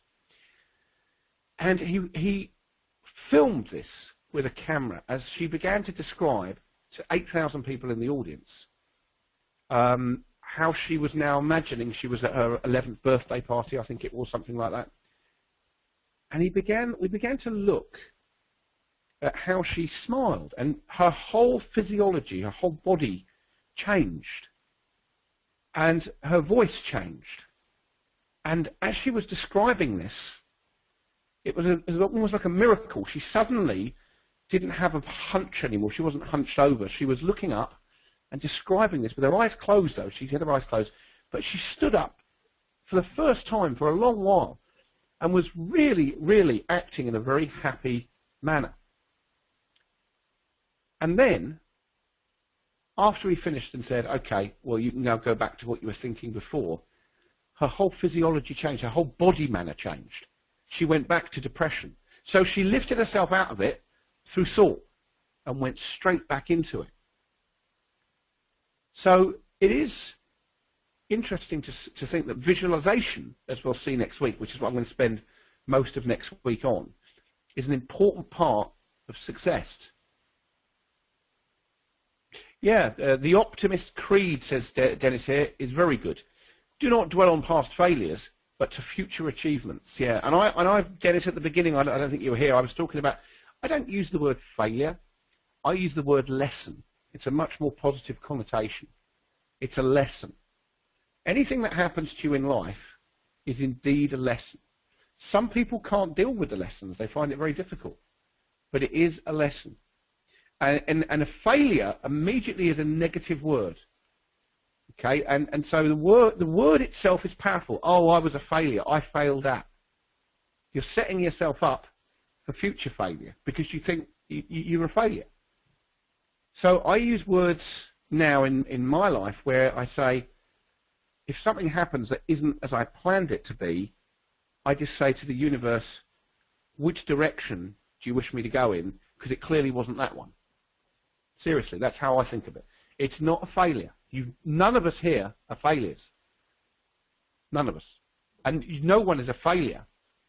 They're only a failure if they believe they're a failure. And if they believe they're a failure, that's probably what they're going to keep seeing in their lives through their own eyes. They're going to see failure all the time, and they won't be successful. Success is a belief system. Success is deserved. Success, be it financial or whatever, is earned. But it all starts with the belief that you can be. And I can assure you, having been on life's journey, and I'm 46, and I've been through the ups and I've been through the downs, but I can tell you that success is how you look at yourself and say in the morning, have I built something, have I achieved something that I can be proud of?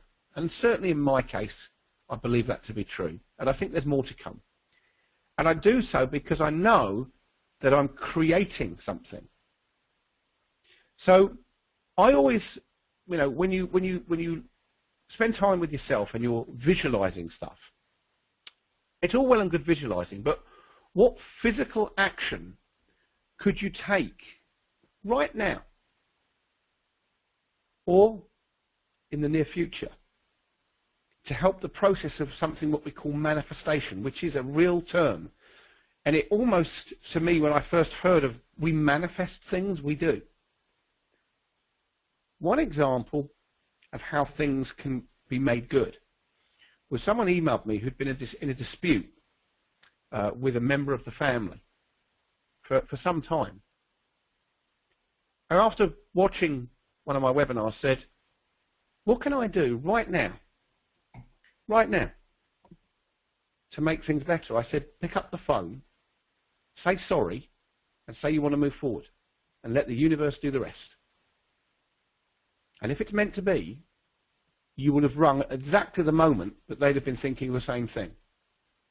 Well, lo and behold, a week later, I got an email back that he rung this particular person, and they were expecting a call. They were worried.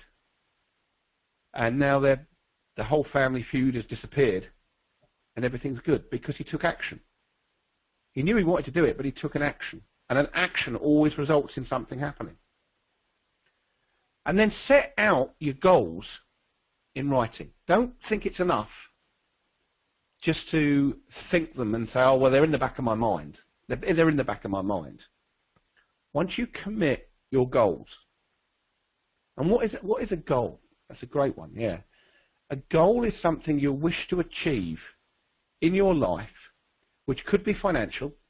It could be you want to write a book. In my case, it was. It could be you want to change your job, change your career. Write them down. But better than writing them down, after you've written down the goal, sit and think and say, how am I going to achieve that goal? And what is the first step? And actually write it down. You'll find, I promise you, it's very, very powerful. Yeah, and Guna's coming up with some good ones today. A goal is simply a wish with a plan and an action to follow. Yeah. Could be exactly that. So what happens when we wish for something? Well, we have something called manifestation. It's a universal law. It exists. Okay, it's where spirituality meets material world. It's where the way the universe is. If you read in Scripture, the higher power wants you to have a great life. There's no doubt about that. No one wants to live in misery. That's not what we were born for. So we manifest at all times. One person I met told me once, human beings are serial manifestors. I thought that was quite an interesting comment. As you think, so shall you have. That is true. That is true. So manifestation, what actually is that? By the way, who here has not heard of that term, manifestation? How many of you, for the first time, you've heard that? Can you just answer that? How many of you have not heard of that term, manifestation?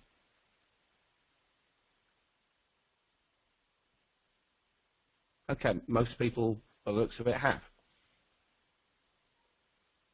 Everyone should have. Well, some people, the last seminar I did, Guna, just so you know, a third of the people did not understand the word manifestation. I was surprised at that. Everyone here appears to. Yeah. So, dictionary term for it is manifesting, a state of being manifested. Outward or perceptible indication, materialization, that's a great word.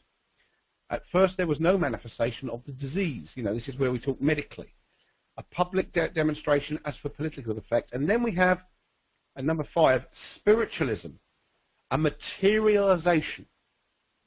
That simply means a thought with action has produced something in the material world of what we desire, or unfortunately, sometimes what we don't desire. Let me ask you all a question. How many of you here have ever experienced something called the feeling of deja vu? That's a feeling where you're sure you've been there before, you've done something before, experienced this before, but you know you could not. And by the way, it happened to me yesterday. Strongest feeling, I couldn't get it out of my mind. In fact, I was in a slight panic because I almost could know what was about to happen before it happened. I was awake. I was in Southampton. And I went to a place, now I know I was born in Southampton, but I knew I could never have been in this place before. But as I walked to this area, a powerful feeling, because that's what we are. We're made of things that helps us to feel something. I had a thought and then a feeling of, yes, I've been here before. Now, that's very often because at some point in the past, you've had a thought, and suddenly, because we don't understand all the universal laws, you have created the very situation that you've desired. And when it happens a lot, some people it does, some people it doesn't. Some people never have this feeling. So I believe it's pre-wired in. Some people get this, some people don't. With me, it doesn't happen regularly, but when it does, it's a very strong feeling. And it means it's a feeling of, I've created something. So I've manifested. So what is a manifestation? What is something that you can look at and say, I have thought about this, I took action on this, and then often most people say, by pure luck, I bumped into so-and-so, I met so-and-so, I was introduced to this guy. And they use the word luck, or it was a coincidence. How many of you here believe in coincidences? There is just a pure random thing that happens, that the very person that you need to meet to progress in your life, you suddenly meet them, and it's what you call a coincidence. How many of you believe in coincidence and believe that there are coincidences?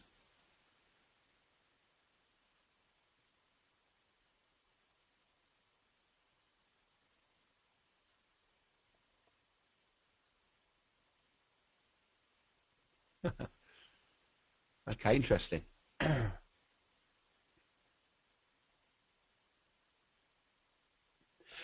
Okay, I'm getting a lot of mixed messages coming back. Yeah, some very interesting comments coming in here, which is good.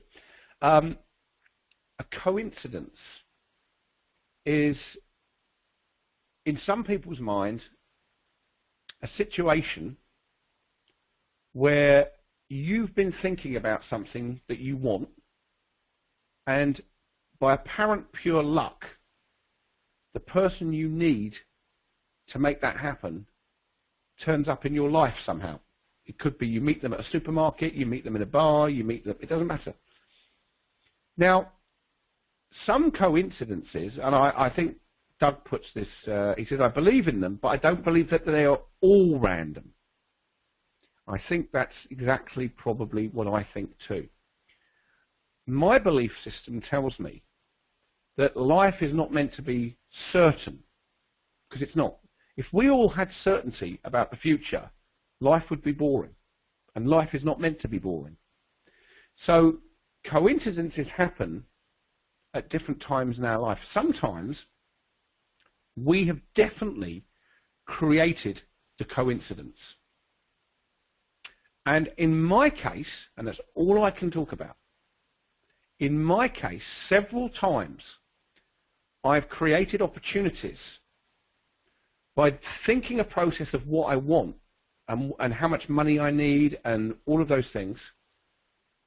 And then for some reason, nothing happens for a few days or weeks, and then as if out of nowhere, something or someone, it's often a person, comes into your life at a point who can help you move forward with your goal. Now, I've spoken to lots of people about this, and they've said, yeah, do you know something, Garen? That's right. That happen to me.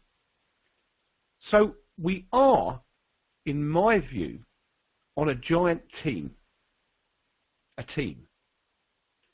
And the team has two sides. It has a positive side and it has a negative side. It couldn't coexist without that. It has to be yin and yang, as the Chinese called it, positive and negative. Now, at all times as the universe is going forward, because we always go forward, at all times as we move forward, we can choose to connect with either of those energy fields. Okay? And so what happens is, through thought, we create and we connect. Thought is the key. But then I was asked, and they said, Gavin, I've been thinking all the time, every single second I think. What are you telling me? I've got to completely stop all my thoughts and just focus on positive? And I said, no, you would not be able to do that. You would not be able to do that. But you can take some time out of your busy day when the brain is chattering to focus on something very positive that makes you feel great and make it happen. And it doesn't take much time. That's the beauty of this. It doesn't take 6-7 hours a day. Because during the day, you have different parts of the brain that are at work. You know, when you have the fight or flight mechanism in the brain, it releases certain chemicals. And actually, ironically, in the stock market, when you're trading, your worst enemy is the brain releasing chemicals because it sees you losing money. It causes you to get, and it's cortisol. Exactly, Gunnar. Well done. It's exactly right. But you want to get scientific about it, it produces lots of cortisol, which is actually not good for the body in lots and lots of, if you do it regularly. It puts the body under stress. Now, if that happens, traders suffer from stress because if they're losing money, they are always being angry or depressed or emotional in their processing. And that, of course, is not going to be good for you. So when we manifest something, okay, we think about it. Then we have a feeling, right? Like this example here, it's a negative thing. It's too hard to exercise. Yeah, I don't really like exercising. I'm going to go and take a nap instead. I'm not going to get in shape. That's what happens. That's the result of that negative process. You know, because it's easier to say, oh, no, I don't want to do it. I don't want to exercise. I don't have to. And you have that choice. So a positive manifestation happens in a different way. Okay? We have something called a feel-good process in the brain.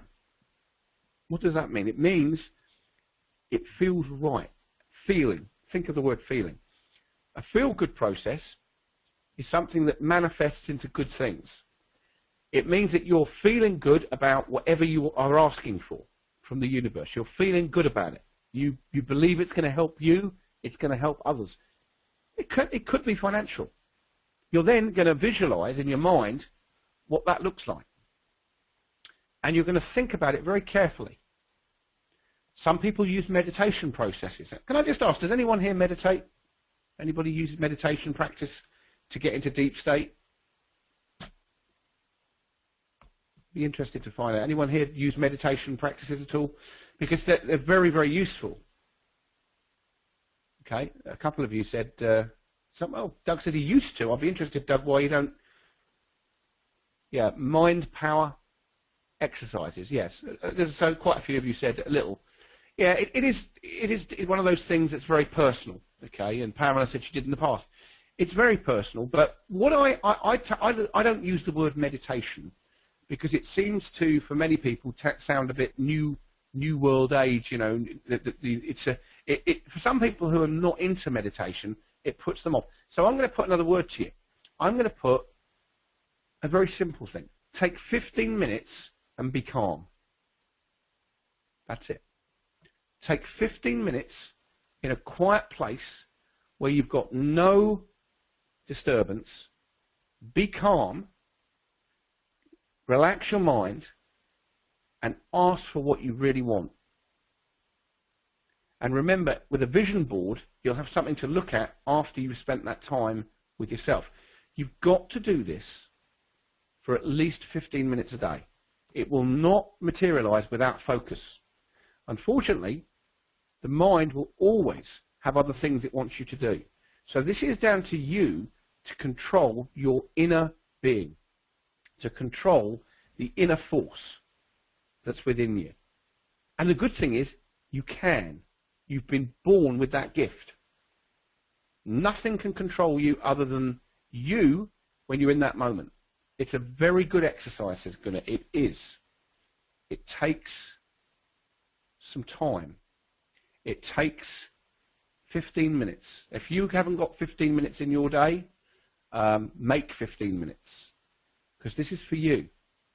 And start to think about what you've written about, what you have asked for, what have you said to the higher power you want right now to manifest something very positive in your life. What do you want? And start to see over the next few weeks and months what happens. You will be surprised. You will get the feeling of deja vu. I'll just tell you a quick story before we go to the next slides, because this actually happened to me, and it's a real story. I've written about this in my book. I had a very strong feeling that I wanted to trade the VSA principles live in front of an audience. And I began to think about that process. I began to, each night, consistently, I would see myself in a black pair of pants, white shirt with a trade guide logo.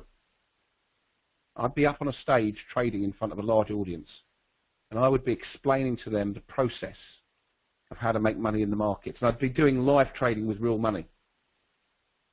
Well, lo and behold, 2009, I got a phone call from the Traders Expo in New York. Would you like to come and be the guest trader on the Traders Challenge, which is two traders trading live against each other? And I was stunned to be invited, but I took the challenge. And that's a picture of me. I was up on the stage. I had black pants on, nice clean shoes, white shirt, Trade Guide logo. There it was on the right. And I remember being, I mentioned this last week, petrified when I got up there initially, but I knew I was meant to be there. And then I got that feeling of deja vu. And all of a sudden, I remember what signal I was looking for, what indicator I'm looking for to trade. It's called a test in a rising market. And lo and behold, there it was. Actually, I took the trade. There was nearly 1,000 people watching, both live and online. And it gave me massive confidence and belief in the process of manifestation, because I'm there living the dream I had 2 years ago. Feeling great. I made money. Great trade. And I was explaining everything. So what is vibrational energy? Okay, so what is this? Well, this is where we get into the science a little bit. Okay, and for those of you, as I say, who were here and saw last week's event, I just think it's important. I do cover this because there's some people who weren't there, and it's an important part of the course. So a quantum mechanical system or particle that is bound, that is confined spatially, can only take on certain discrete values of energy. This contrasts with classical particles, which can have any energy. These discrete values are called energy levels. The term is commonly used for the energy levels of electrons in atoms or molecules, which are bound by the electric field of the nucleus, but can also refer to energy levels of nuclei or vibrational or rotational energy levels in molecules. The energy spectrum of a system with such discrete energy levels is said to be quantized. Now, I don't want to confuse the hell out of you here, but when we consider what a human being is made of, it's made of chemical compounds that vibrate, vibrational energy. But when I say vibrational energy, your human brain just knows it can see something solid like a table or a chair or a pillow, and you can't hear that. You can touch and feel, because you've been given the gift or gifts of the senses. Some people don't have all the senses. There are people that are blind, there are people that are deaf, but there are senses all around us. That's the brain giving us the ability to touch, to feel, to listen, to hear, but it's all based on vibrational frequencies. Now, the idea of the law of attraction is that we attract into our energy fields certain people, places, cars, money, all sorts, through our connection to the source of that energy. So when I try to get my head around this with Tom Williams, and we do talk about it a lot, it's an interesting one, because we talked about this, and just looking at Doug's comment earlier, I remember once hearing you describe how you and Tom Williams came together. Do you attribute that to something more than random coincidence? Definitely, Doug, I do. Definitely. Changed my life. I actually wrote in my book, if you've read my first book, it says, The Meeting That Changed My Life. Okay, I wanted something bigger for myself. I was stuck in a rut. I knew I wanted something bigger. I didn't ever imagine it would result in me moving to Chicago, marrying an American, having 2 kids, coming back to England, running a hedge fund. I didn't think it would end up there. But again, I've now realized that, you know, don't start to squash your belief system. You can have anything you want. You really can. So, a couple of you were asking earlier about this. The Large Hadron Collider, or Hadron Collider, it found what we call the Higgs boson particle. It's just going to prove that what we're teaching here about vibrational energy is being studied by the community, the scientific community at large. Yeah, Doug says the anorexic girl in the Robbins webinar is a good example of quantum energy. Her energy levels changed when he had a focus on a happy memory. Mm-hmm. Yep, definitely. So here we have a massive, massive project for those of you that don't know. And if you want to find out more, you could just type in Large Hadron Collider. It's colliding particles. Now look, this is way beyond me. I'm not trying to pretend to be a scientist or an expert in, you know, this particular field of quantum physics. I'm not even going to go there. Suffice to say that it does connect in, however, with what I believe to be the spiritual side of human beings. And we're clearly trying to find out more about who we are, why we're here, what's our purpose. And they're doing it in different ways. But on a day-to-day level, I want to be able to help individuals to use the forces around them in a positive manner, because that's what makes the world a better place, is understanding that there is something bigger out there and trying to connect with it so that you can become a better person. So we've talked about energy fields. How many of you have heard of these expressions? Okay, I'll read a few out. Just type in yes or no if you've heard people use these expressions. That person gives a great vibe. I got a great vibe when I went to blah, blah, blah. So-and-so has a very positive attitude. He, she is always so positive. He, she's full of energy. I feel great when I'm with so-and-so. That place gives off great vibes. I get a great feeling when... How many of you have heard those sayings? Just type in yes or no. I would hope most of you, because they're common things I hear. Yeah? Yeah, sure. Okay, good. All right. Now, what do they actually mean? Let's think about what they actually mean. What is a vibe? A vibrational force is what people are... They say it without even realizing what they're connecting to. They actually acknowledge there's a vibrational field that they're connected to without knowing what it is. I caught someone at a party, okay, this is a few weeks ago, and he was talking about me to someone, and he said, and they came up and said, oh, I'll tell you what, Gavin, you've got this great vibe about you. How do you get that? And I said, well, what do you mean by that? They said, well, you know, a vibe. And I went, no, I don't. Explain. Well, they looked and they said, well, you must have heard it, you know, singers sing about vibes, and, you know, and they tried to, they didn't understand what they just said. They'd heard it in a song.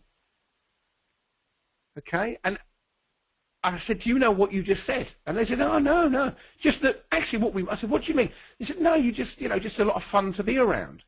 I said, right. I said, well, I'm writing a book on the subject. I said, it's all to do with vibrational frequency and how we think and how we act and why some people are good to be around. And there are others, you know, where you get this. So you probably heard these expressions. I get a really bad vibe when I was in that building. I got a bad feeling when I went to. So-and-so was very negative. she's always so negged out. She is always so down in the dumps. I get a bad feeling when I'm with so-and-so. That place gives off really bad vibes. I get a really bad feeling when. It's interesting. As a police officer, we rely on these vibrational frequencies when I was in the police, without even knowing what they were, to know when there's danger lurking. You know when somebody is about to attack you as a police officer, because you know well before they're going to do it, that unless they're behind you. But you know something that's amazing? You try this. We are not yet understanding the sixth sense yet, but we have one. If you ever go into a bar and someone is staring at you from behind, I guarantee you'll be able to turn around and almost feel that someone's staring at you. Well, even though there's no way you could have seen them, you try it. If someone's ever staring at you, whether it's a stare that's positive or negative, you can also tell immediately. Your sensations tell you that. And yeah, Dennis says you do look around. Yeah. Sixth sense comes into action during times of crisis automatically. Well done, Gunnar. That's absolutely true. Yep, you have a sixth sense that kicks in automatically. But what would happen if human beings going into the next few hundred years could train their sixth sense for positive manifestation? We could train ourselves to create positive energy. Think about that concept, so that negativity doesn't come in much. It'd still be there, but we can train ourselves to be really positive and know if there is bad energy around, to identify it and move away from it. That is where I think we're going. So when we have these feelings, we are feeling, or we're experiencing, a change in vibrational frequency. Someone asked me earlier, do I believe in a parallel universe? Well, forget what I believe for a second. Science has actually started to prove that there may be as much as 11 parallel universes going on at the same time. Now, that's science trying to prove it. I don't get into that because I've got nothing that I could teach of any value that would help anyone here in this universe by telling them that you could be living another life in another universe. That's not going to help. But what I do know is that thoughts are things. Thoughts are things. They're actually important. They should not be disregarded. And what's happening is when you send out a really powerful positive thought with a positive expectation, with a positive request to deal and to get what you want, you will get what you want. Thoughts are creating energy. Yes, Doug, they are. So when we think in harmony with the power of the universe, we're working in harmony with the Creator. Remember, you are part of the creative process. You are not separate from it. The fact that you're here right now listening to this is part of a creative process. So that should make you feel very important. But more important than that, you should now realize you have a responsibility to be creative.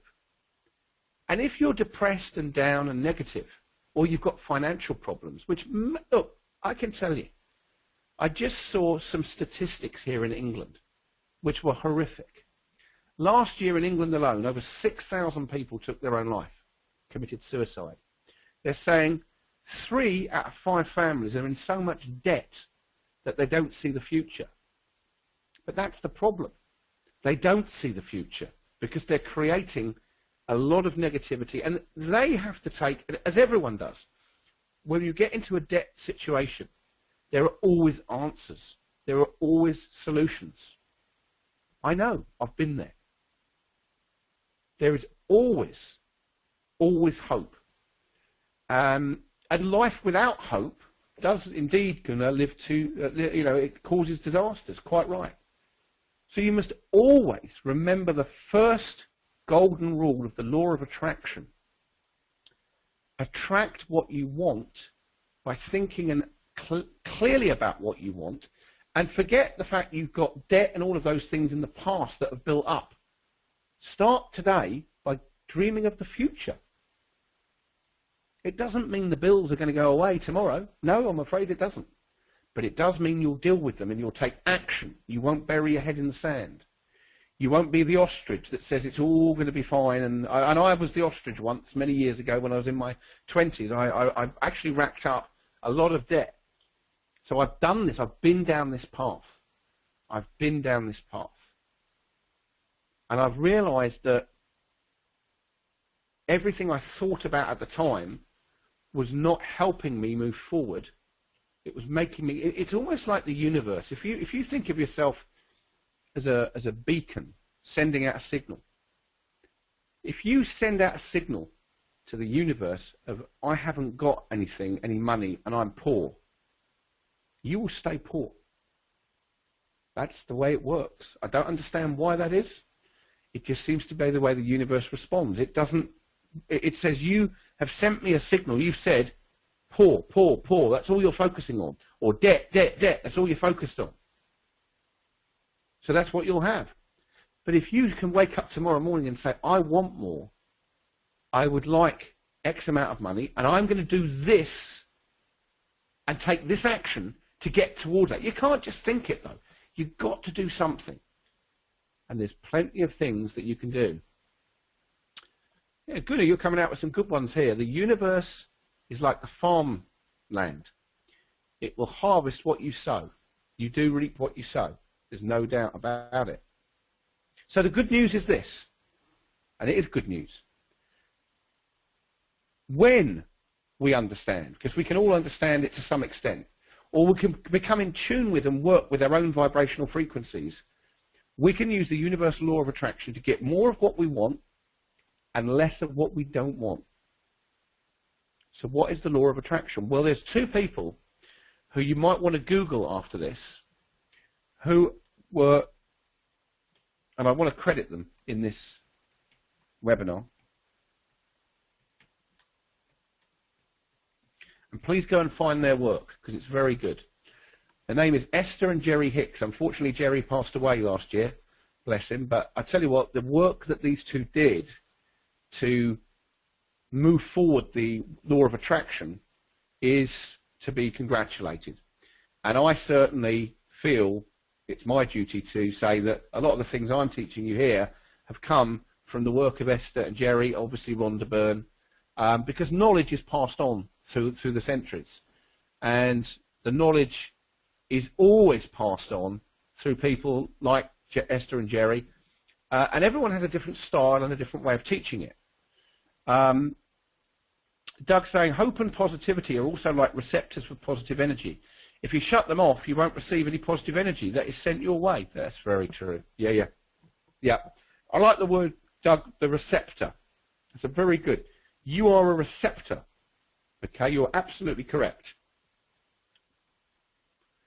Yes, the dwarf that stands on the shoulders of the giants can see much further. Very true, Gunnar. Very true. So the law of attraction, let's get on to this, is, let's ask a question. Can you give me some examples, just ask you, of universal laws that are generally accepted by a human being to be real? Can anyone tell me any universal laws that we all accept, and please type this in, that you accept are absolutely a law of the universe? Okay, I thought that would come in first. Dennis is the first with that one. He typed in gravity. Any others?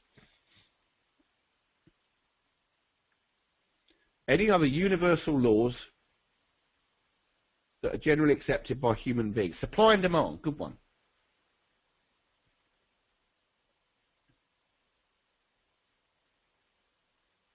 Anyone got any others? Law of supply and demand? Momentum? Yep, that's a good one, Bob. What about the law of cause and effect? You reap what you sow, William. That's probably, there's a law, I think that's cause and effect. What about effort versus result? What about Sod's law? We've all experienced that. You can guarantee, like, if you, it's happened to me the other morning, you butter your piece of toast, you put your marmalade on the toast. In England, we love toast and marmalade, right? You've got your brand new carpet. Murphy's Law, let's just say, you walk along, you trip a bit, the toast flies off your plate. Does it land on the side that's not got butter and marmalade on it, or does it land on the side with the butter and marmalade and you've got to spend 10 hours cleaning the carpet? Guess what? Murphy's Law. It always lands on the bit that's buttered and got the marmalade on it. Okay, we call it Murphy's Law, Sod's Law. It's called many things.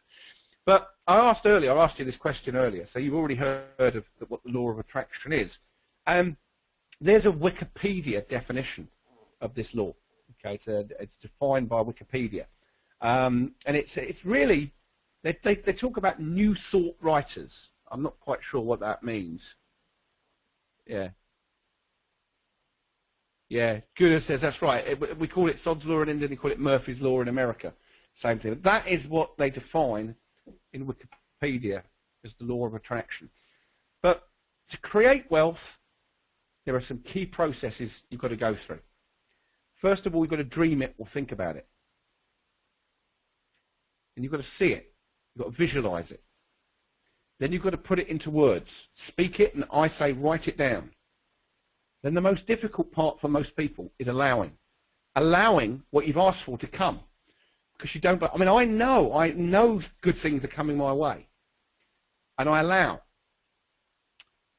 So those are the 4 key things that all the wealthy people in the world have done at some point. Okay, they've done it sometimes deliberately and sometimes undeliberately. Because you can have undeliberate wealth creation. There are lots of wealthy people out there who don't know why they got wealthy, other than they worked hard, probably, or they won the lottery. But those are the 4 key areas. So there's a formula that we must use. Words. That's speaking aloud what we want. They're very powerful. So remember, writing things down is important. Then thoughts, thinking correctly, the correct use of thought, the correct use of what you think. Then the vibes, feeling good about the thoughts, feeling that you're on the right path, feeling that you're in the right direction. Okay, vibrational energy comes from feeling. Then seeing results coming in, actually expecting things to happen. So actually getting the results that you're expecting. That will give you the same belief system that I've got, that this stuff works. And at any point in your life, you can always press that reset button and start from scratch. So if you've had a really tough 5 years or 10 years, tomorrow morning, or even today, you can stop and do what this is telling us to do and press that reset button. The key is controlling that inner voice. The inner voice is the connection. It's what connects you to the higher power. Use it correctly, as I try to do. Not always. I don't always get it right. But at least I try. And I try to help others, because we're all the same. We are all universal energy. We're all here, and we're an expression of the universe in our body. Sometimes it's good, and sometimes it's not good. But you can choose to be good. You can choose to create a great life. And remember, as it says here, as you quiet the mind, you'll hear your inner voice, which is why you need 15 to 20 minutes to seek guidance. And ask, and you will receive. But remember, that inner voice of yours, I love that picture, by the way, that inner voice can be an enemy, can be an enemy. How do you develop your intuition? That's a very, very good question. How you develop your intuition is you ask the universe for information. Okay, and what happens then is you begin to find people like myself and books and circumstances that put you on the path that you're seeking. Seek and you shall find. I am proud that I'm on the path of seeking to learn more about my being, but more importantly, sharing the information I've received with others, because actually that is an important part of all of this process. It's not about keeping stuff to yourself. It's about helping everyone, the universal. The universal is everyone. It doesn't want to, it's like, why am I starting a hedge fund? Well, the reason is I felt that I've given a lot of information about how to trade and invest in the books, and so did Tom Williams. And he always promised, he made me promise that you've got to share the knowledge, and you will always find that the universal law of karma will come back. Okay? The subconscious knows everything. Yeah, you're right. It does. Subconscious is connected to every other subconscious. Yeah, it is. There's something we don't yet understand, but it's powerful.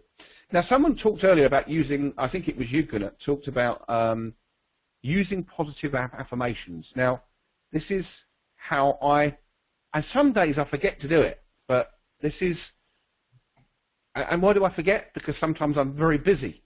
And even I'm being very honest with you here, find that you've got to be disciplined to do this, okay?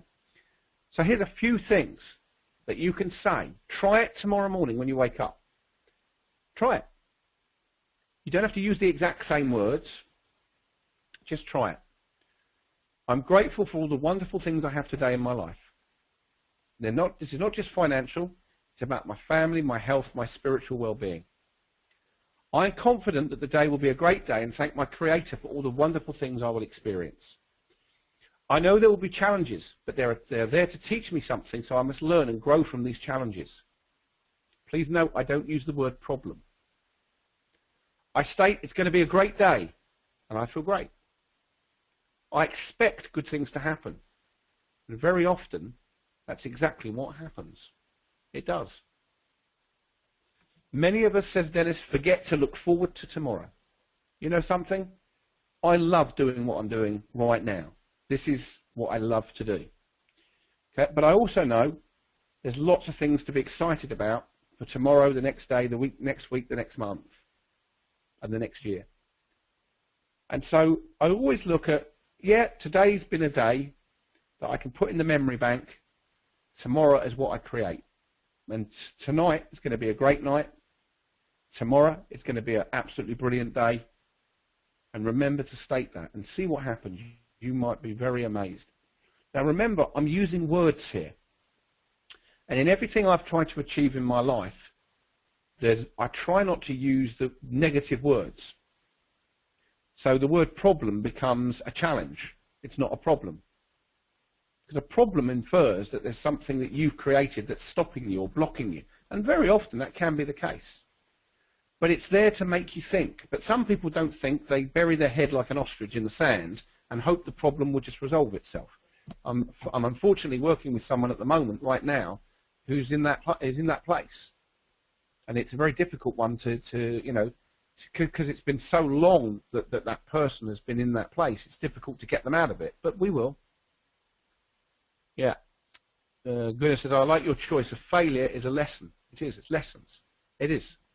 I've failed in my life, absolutely, and I've learned lessons from that. It is a lesson. So use positive affirmations. I can, I will, I'm a winner. It is possible. Yes, I'm sure, definitely. What happens when things go wrong in your life? What does the human body do? It gives you some feedback. And now we've got lots of tablets that we can take and pills to try to make these right. But the universe is trying to give us feedback. You get depressed, you can get angry, irritable, lethargic, guilty, fearful, dread. That's what happens when things aren't going correctly. And that is, again, it's feedback. You can still press that reset button at any point. It's your choice. Or you can carry on doing the same old things, getting the same results. I think Einstein said the definition of madness is doing the same thing over and over again and expecting a different result. Yeah.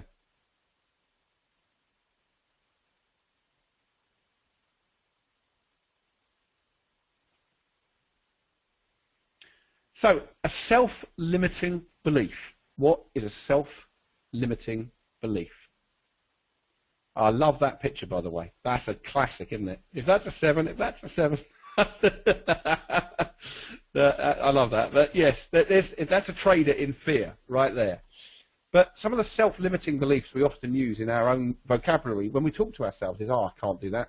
Oh, I will not do that. It does not. I'm not sure. I doubt it. Maybe. I don't know. It's not possible. I'm afraid not.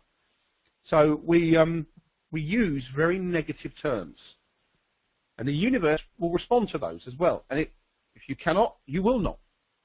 Napoleon Hill says in his book, Think and Grow Rich, about the words that your brain is using. If you cannot, it won't happen. But what happens when you start using words of wisdom? This is from Earl Nightingale, okay? And this is a really great statement, okay? And he says, whenever we're afraid, it's because we don't know enough. If we understood enough, we would never be afraid. Yeah. If you think you can or you think you can't, you're right, says Gunnar. That's exactly right. Yeah. If you think you can and you think you can't, you're right. Yeah. It's very true. Once you think you can do something, then you can do it. Absolutely, definitely. So, what we want to do is make sure that we set realistic goals. Okay, realistic goals that are achievable. And we talked about this earlier. What is a goal? A goal is a projected state of affairs that is personally relevant and that a person plans or intends to achieve.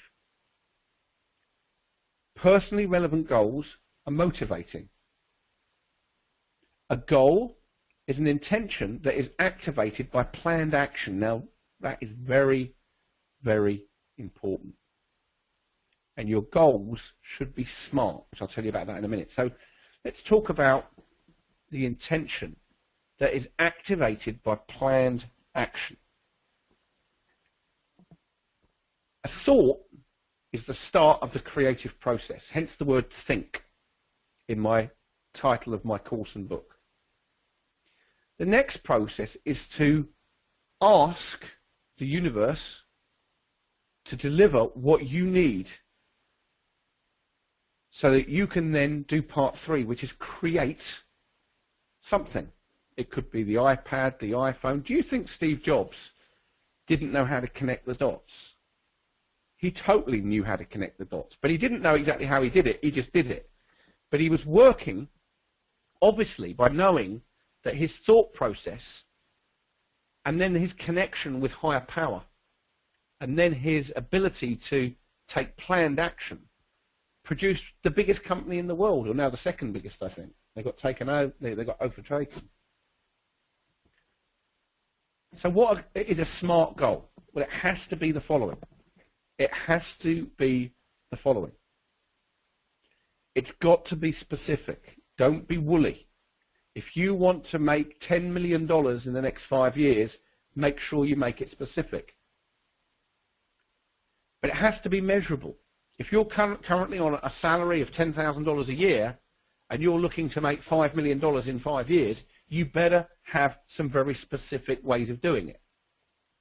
If you think that working at the local Walmart is going to make you that money, it's not going to happen. And unfortunately, it's got to be attainable. You've got to really realistically say, for instance, with the figure that the amount of money that I'm looking for, with my business interests, the figure I've got is perfectly attainable.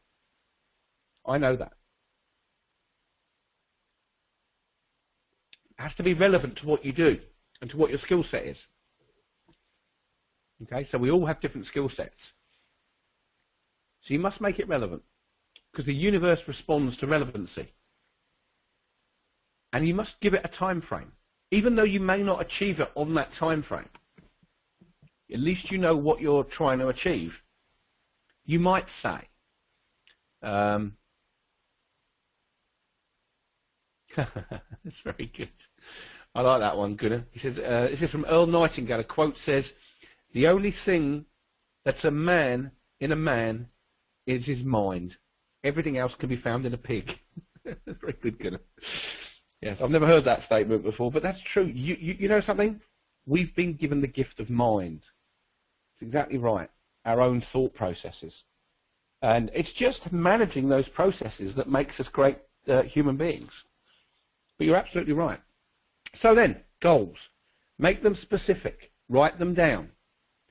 Make sure they're measurable. You can say to yourself, if I haven't done X by that date, you've got to look back at yourself and saying, are you working hard enough? I think Pamela typed in there earlier that she'd started to do a plan, but then left it. That's you've got to get back to that and finish it. You'll feel so much better when you do. Okay, make sure they're attainable, relevant, and remember time framed. Okay, so over the course of the next sessions we're doing, I'm going to start on this one. We're going to deal with how we deal with fear, okay, and uncertainty, okay. That's brilliant, Gunnar.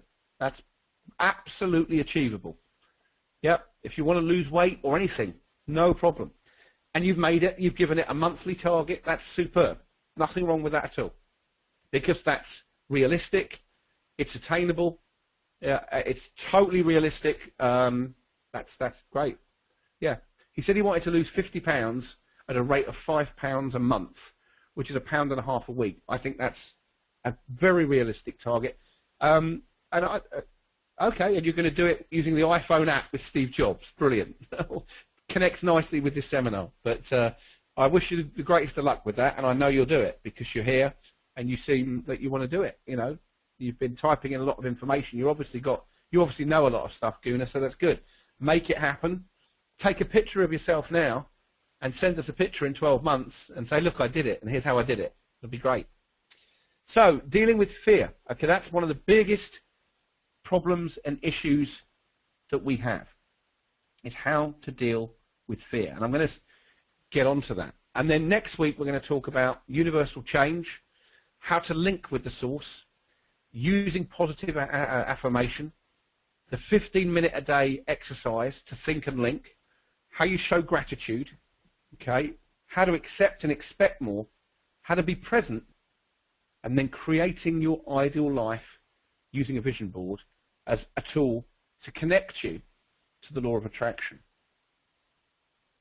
Okay, so just so you know, we are going to overrun a bit here. We started off at 2, so we'll probably finish here in about 15 minutes, okay? So I'm going to just overrun a bit.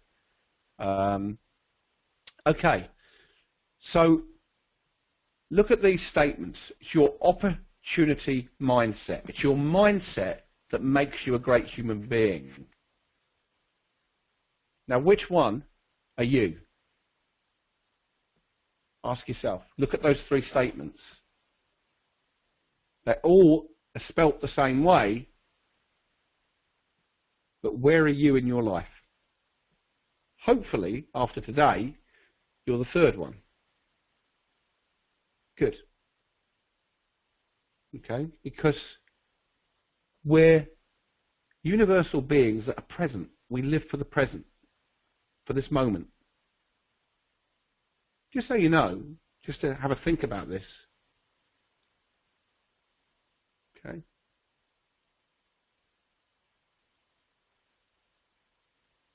Okay, just think about this for a second.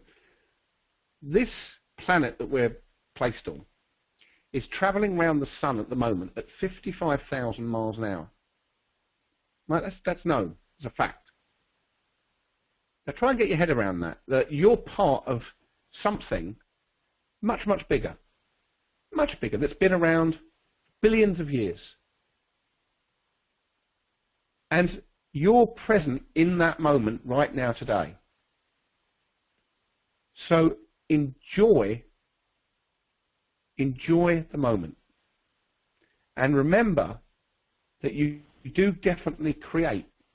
But what causes people to either stay static or to get themselves into trouble, or indeed to become criminal, or indeed to not make any money in life, or indeed to regret their life they've been given, or to become depressed? Well, we've just gone through one of the biggest, and we're still in it, the biggest recession-stroke depressions this century, certainly since 1929.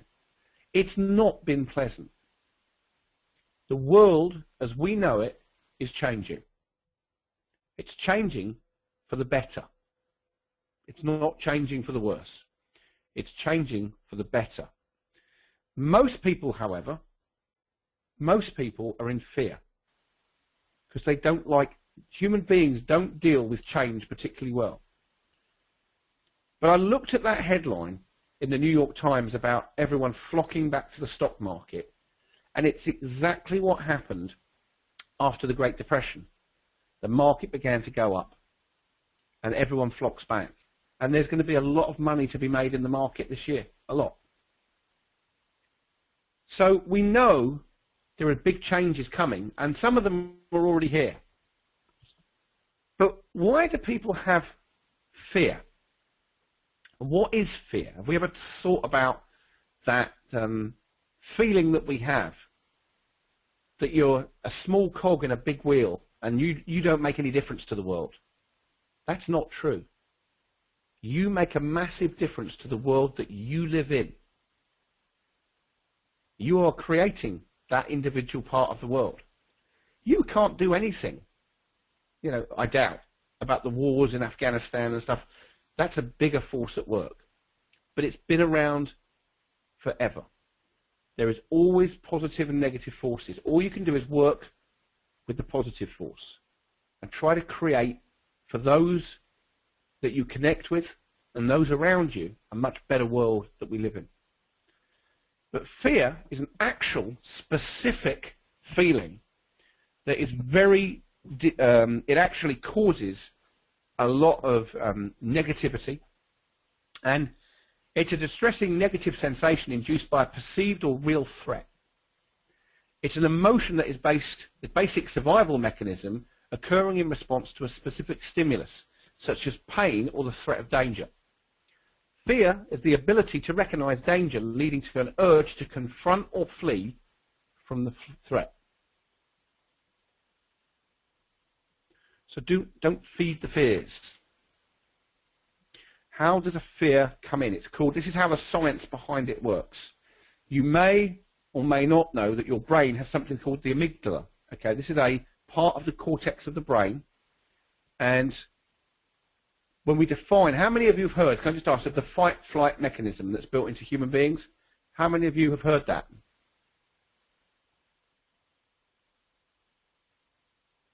Yep. Pamela has, Doug has, Dennis, Bob, Gunnar, Donald, Greg, Sean. Okay, what are you typing in here? Okay, good. So this is exactly how the brain works. Very clever thing. And so what happens is you've got the brainstem. Okay, now that's the part of the brain. It's the most primitive part. Then you've got the amygdala, which is what triggers these emotional responses. Okay, then you've got the thalamus, which processes sensory messages. Okay, and then you've got the prefrontal lobes. This is a very clever computer, this thing, the brain. And then you've got your neocortex, which is for complex thinking. So the brain is made up of these areas. But it's all made up for a reason. Now the amygdala here, okay, that thing there in the center of your brain is what causes you to have these sensations. Now sometimes when you're trading, the amygdala kicks in as you're losing money or you've got something really bad going against you. And it happens also sometimes when you see something that immediately causes you to need to flee the situation. I'll give you an example. Imagine you're on safari, you get out the Jeep, and you see a rhinoceros and it charges at you. I can assure you the amygdala will kick in at that point. And it happened to somebody it was in the news last week actually in South Africa. A couple did get out of their Jeep to go up to a couple of rhinoceroses in Africa. And one did actually charge the lady. Now, she couldn't have a fight or flight mechanism because she had her back to them. I mean, that was just unbelievable that she could even survive that. But the amygdala is what's causing that response. So how do you know then when you're having what we call the amygdala hijack? This is very common with traders, but it's often common with people who don't understand the process that's going through. That's what happens. Okay, run. Okay, and now in everyday life, we have these feelings. But what happens is when you program yourself and your brain to being positive, certain things happen. You reduce the fearful thoughts and you introduce much more positive programming of the brain. The brain, to me, is the most cleverest computer ever invented. And that's probably even underdoing it. It is a machine of such proportions we cannot imagine how it works. But it's a very sensitive organism, and it does a lot of things, as we know. The second most complicated after that is the liver. But those two organs in the body do a lot of work. So what does positive programming do? It creates your belief system. And we all have strong beliefs. Your beliefs then create your attitude to life, positive or negative. That's the way it works. So what you believe creates your attitude to others around you, to your whole life experience, and to what you want to achieve. Your attitudes then create the way you feel. Do you feel good? Do you feel bad? Do you feel angry? Do you feel upset? Do you feel negative, depressed? Or do you think, I feel great, I'm happy, I'm blessed, I'm lucky, I'm wonderful? The sheer power of a brain is unimaginable. It is. It's a wonderful thing. And you've got one. So you should be very grateful for that. It is a wonderful thing. And then when you feel good, you take good actions. You make good decisions. And when you make good decisions, you make money. Okay, when you make good decisions, you make money. And what you get is exactly that. You get results. And you become a positively charged human being. You're ready for anything. You are Mr., Mrs. Positivity, whichever you may be, or Ms. But that is how you should always be, positively charged and ready for the opportunities that are coming your way. They are coming. You're here for a reason. You're here because you want to better yourself and learn something. But first of all, look in the mirror as soon as we finish here and say, I'm important. I'm going to have a really, really good weekend and next week. It's going to be the best week of my life. Try it and see what wonderful things start to happen. You will then email me the following weekend and go, but focus on it. Focus on it. Intelligence, if you define it, when it's emotional intelligence, is the learned process of accurately perceiving, appraising and expressing emotion, and then the ability to regulate emotions. Now that's a big one, isn't it? We're full of emotions. And we have good ones, we have bad ones, but emotional intelligence is a learned process. You're in a process right here. It's a learned process. You're learning how to think in the correct way to attract the correct opportunities. And it is most definitely a process of learning. And once you do this and once you practice this, you can control negative emotions.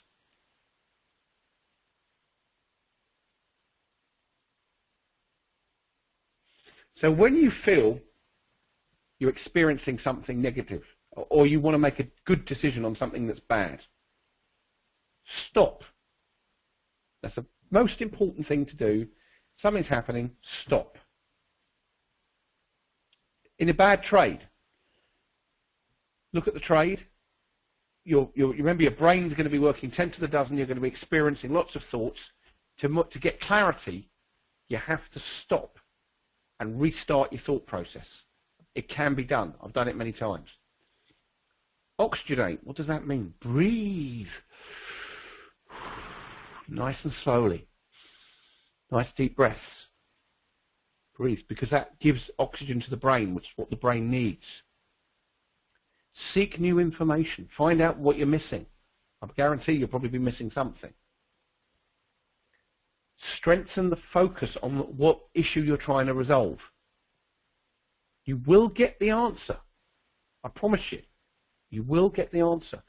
I gave this exercise to a guy who was seriously in debt, about to lose his house.